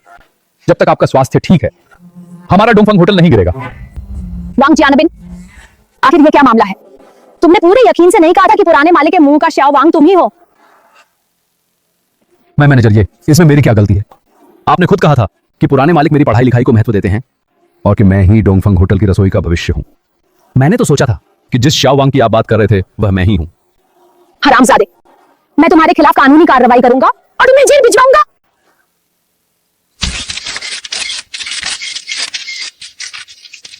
मैनेजर झांग, आप मेरा विश्वास कीजिए। भले ही मुझे गलत समझ लिया गया, लेकिन इन वर्षों में मैंने सचमुच हुनर सीखा है। क्या हम अभी चयन प्रतियोगिता के स्थल पर नहीं हैं? बस ये प्रतियोगिता पार हो जाए तो हमारे पास अब भी हालात पलटने का मौका है। मैं वांग जियानजुन का इकलौता शिष्य हूं और शिष्य गुरु से भी आगे निकल सकता है। आज की प्रतियोगिता में मैं उसे हरा कर रहूंगा। हाँ, चयन प्रतियोगिता। आज तो चयन प्रतियोगिता का दिन है। क्यों? क्या आप लोग अपने पद और पुराने संबंधों का सहारा लेकर सीधे चयन प्रक्रिया रद्द करना चाहते हैं? झांग मान ली, तुम बिल्कुल लाइलाज मूर्ख हो। मैं तुम्हें साफ साफ बता चुका हूं, वांग जियानबिन एक धोखेबाज और निकम्मा आदमी है। क्या तुम्हें लगता है कि आज हमारे डोंगफंग होटल की अब तक काफी बेइज्जती नहीं हुई? आप ये मत भूलिए, इस समय डोंगफंग होटल की कार्यवाहक प्रबंधक मैं हूं और अभी डोंगफंग होटल में फैसला मेरा चलेगा। मैं वांग जियानबिन को ही मान्यता देती हूं। अभी मुकाबला शुरू भी नहीं हुआ है, कौन हारेगा कौन जीतेगा ये अभी तय नहीं है। आप किस आधार पर कह रहे हैं कि वह काबिल नहीं है? झांग मान ली, तुम्हें यहाँ हंगामा करने की जरूरत नहीं है और चीखने चिल्लाने की भी नहीं। इस बार हुआयान योजना की चयन प्रतियोगिता पूरी तरह निष्पक्ष और न्याय संगत है। यहाँ किसी को भी मनमानी करने की इजाजत नहीं दी जाएगी। सब कुछ हुनर के आधार पर तय होगा। अच्छा, तो फिर मुकाबला अभी तक शुरू क्यों नहीं हुआ? यहाँ इतनी देर क्यों की जा रही है? क्या आपकी आयोजन समिति इस थोड़े से समय का फायदा उठाकर अपने पुराने परिचित वांग जियानजुन को चुपके से सवाल बताना चाहती है? झांग मान ली, कृपया अपनी भाषा संभाल कर बोलिए। यहाँ अलग अलग जगहों से आए पत्रकार मौजूद हैं और अनगिनत निगाहें इस पर नजर रखे हुए हैं। प्रतियोगिता तुरंत शुरू की जाती है, तो फिर जल्दी शुरू कीजिए। जियानबिन, उन्हें डोंगफंग होटल की असली ताकत दिखा दो। हेलो न्यू देजू, दुकान की उन बेकार बातों की परवाह मत करो। फौरन पैसे लेकर हांगकांग की सबसे जल्द मिलने वाली 2 टिकटें खरीदो। हाँ, अभी इसी वक्त। सभी प्रतिभागी कृपया ध्यान दें। इस चयन प्रतियोगिता की परीक्षा की सामग्री यह है। आयोजन समिति द्वारा स्थल पर जारी किए गए व्यंजन पत्र के अनुसार निर्धारित समय के भीतर स्वतंत्र रूप से निर्दिष्ट मुख्य व्यंजन तैयार करना होगा। परीक्षा का विषय है वेनेसी टोफू इन क्लियर सूप। साथ में मौके पर तकनीकी सटीकता की जांच भी होगी। सभी प्रतिभागी तैयार हो जाएं। प्रतियोगिता औपचारिक रूप से शुरू होती है। ये आखिर क्या चीज है? ये उस नोटबुक में दिए क्रम से बिल्कुल अलग है। गया काम, अब तो बुरी तरह फंस गया। ये कैसे बनाऊं? इसमें तो ये लिखा ही नहीं है कि पुराने शोरबे का स्वाद कैसे मिलाना है।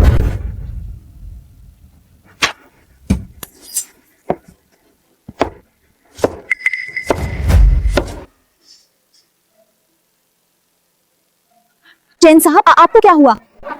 शिया ओशवे, यह दृश्य बिल्कुल 15 साल पहले की पुनरावृत्ति जैसा है। 15 साल पहले जियानजुन भी आज की ही तरह था। उस समय सभी प्रसिद्ध शेफ, यहां तक कि हमारे अपने लोग भी उसके पक्ष में नहीं थे। सबको लगता था कि एक साधारण रसोइया अपनी कला के दम पर उस स्तर का व्यंजन कभी नहीं बना सकता।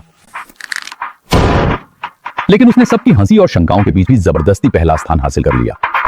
इस घटिया चाकू चलाने की कला के साथ तुम खुद को डोंगफंग होटल की रसोई का मुख्य सदस्य भी कहते हो। मेरे हिसाब से तुम तो अभी अभी रसोई में आए प्रशिक्षु से भी गए गुजरे हो।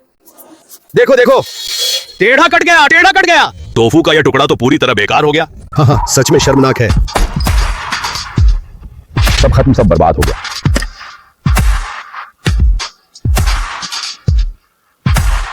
आयोजन समिति को सूचित करता हूं, मैंने काम पूरा कर लिया है। टोफू की कतरने मोटाई में समान है और शोरबे में डालने पर बिखरती नहीं है। शोरबे का रंग स्वच्छ और पारदर्शी है, तकनीक बिल्कुल सटीक है। यह हुआयान योजना के मूल्यांकन मानकों पर पूरी तरह खरी उतरती है, बल्कि उनसे भी आगे है। हम हार गए, सब कुछ पूरी तरह खत्म हो गया। आखिरी सहारा भी हाथ से निकल गया। अब डोंगफंग होटल में ठहरना संभव नहीं है। मुझे तुरंत जाना होगा। मैं निर्णायक मंडल की ओर से औपचारिक घोषणा करता हूं। इस हुआयान योजना चयन में वांग जियानजुन ने प्रथम स्थान प्राप्त किया है। बहुत बढ़िया मास्टर वांग। भाई जियानजुन, इस बार जिस हुआयान योजना के लिए तुम चुने गए हो उसका समय बहुत कम है, काम का बोझ भारी है और चुनौती भी बेहद कठिन है। अभी हमें तुम्हारे जैसे अनुभवी और व्यावहारिक उस्ताद की बहुत जरूरत है। चेन साहब, शिया ओशवे, आप लोग निश्चिंत रहें। जब तक मेरी जरूरत है मैं वांग जियानजुन अपनी जान लगा दूंगा, लेकिन एक कदम भी पीछे नहीं हटूंगा। शानदार, वाकई बेहद शानदार। लाओ वांग, मेरे साथ चलो, हांगकांग चलो और मेरी टीम में शामिल हो जाओ। बस तुम हां कर दो, मिड लेवल्स में विला और लग्जरी कार तुरंत मिल जाएगी और सालाना वेतन 10 लाख हांगकांग डॉलर से शुरू होगा। इसके अलावा तुम्हें सबसे बेहतरीन रसोई मिलेगी, सबसे बेहतरीन सामग्री मिलेगी और सबसे बेहतरीन मंच मिलेगा। तुम जो भी व्यंजन बनाना चाहो मैं पूरा समर्थन दूंगा। मास्टर वांग, ये तो ऐसी शर्तें हैं जिनके बारे में बहुत लोग सपने में भी सोचने की हिम्मत नहीं करते। हांगकांग में मास्टर लियांग के अधीन आप ही सचमुच अपनी पूरी प्रतिभा का पूरा प्रदर्शन कर पाएंगे। आप लोग यहाँ किसी को फुसलाकर ले जाने की अनुमति नहीं है, तुरंत बाहर जाइए।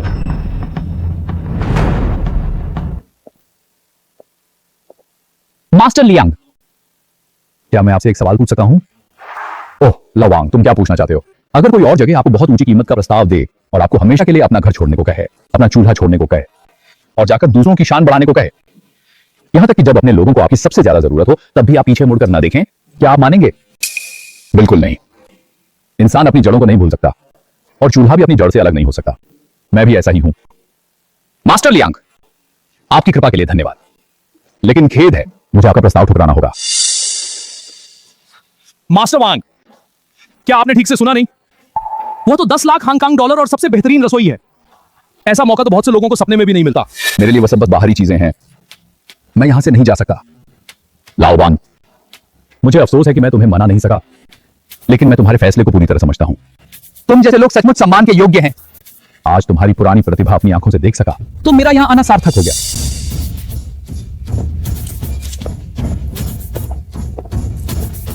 चेन साहब, शाओ शुए, मैं वांग जियानजुन।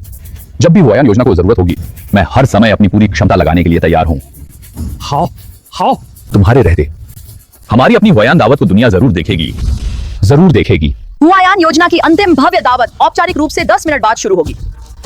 सभी स्थान तैयार रहें, सभी विभाग सफलता की पुष्टि करें। जियानजुन भैया, हम सफल हो गए। हमने कर दिखाया, हमारी हुआयान दावत सचमुच सफल हो गई। हाँ शाओ शुए, हम सफल हो गए।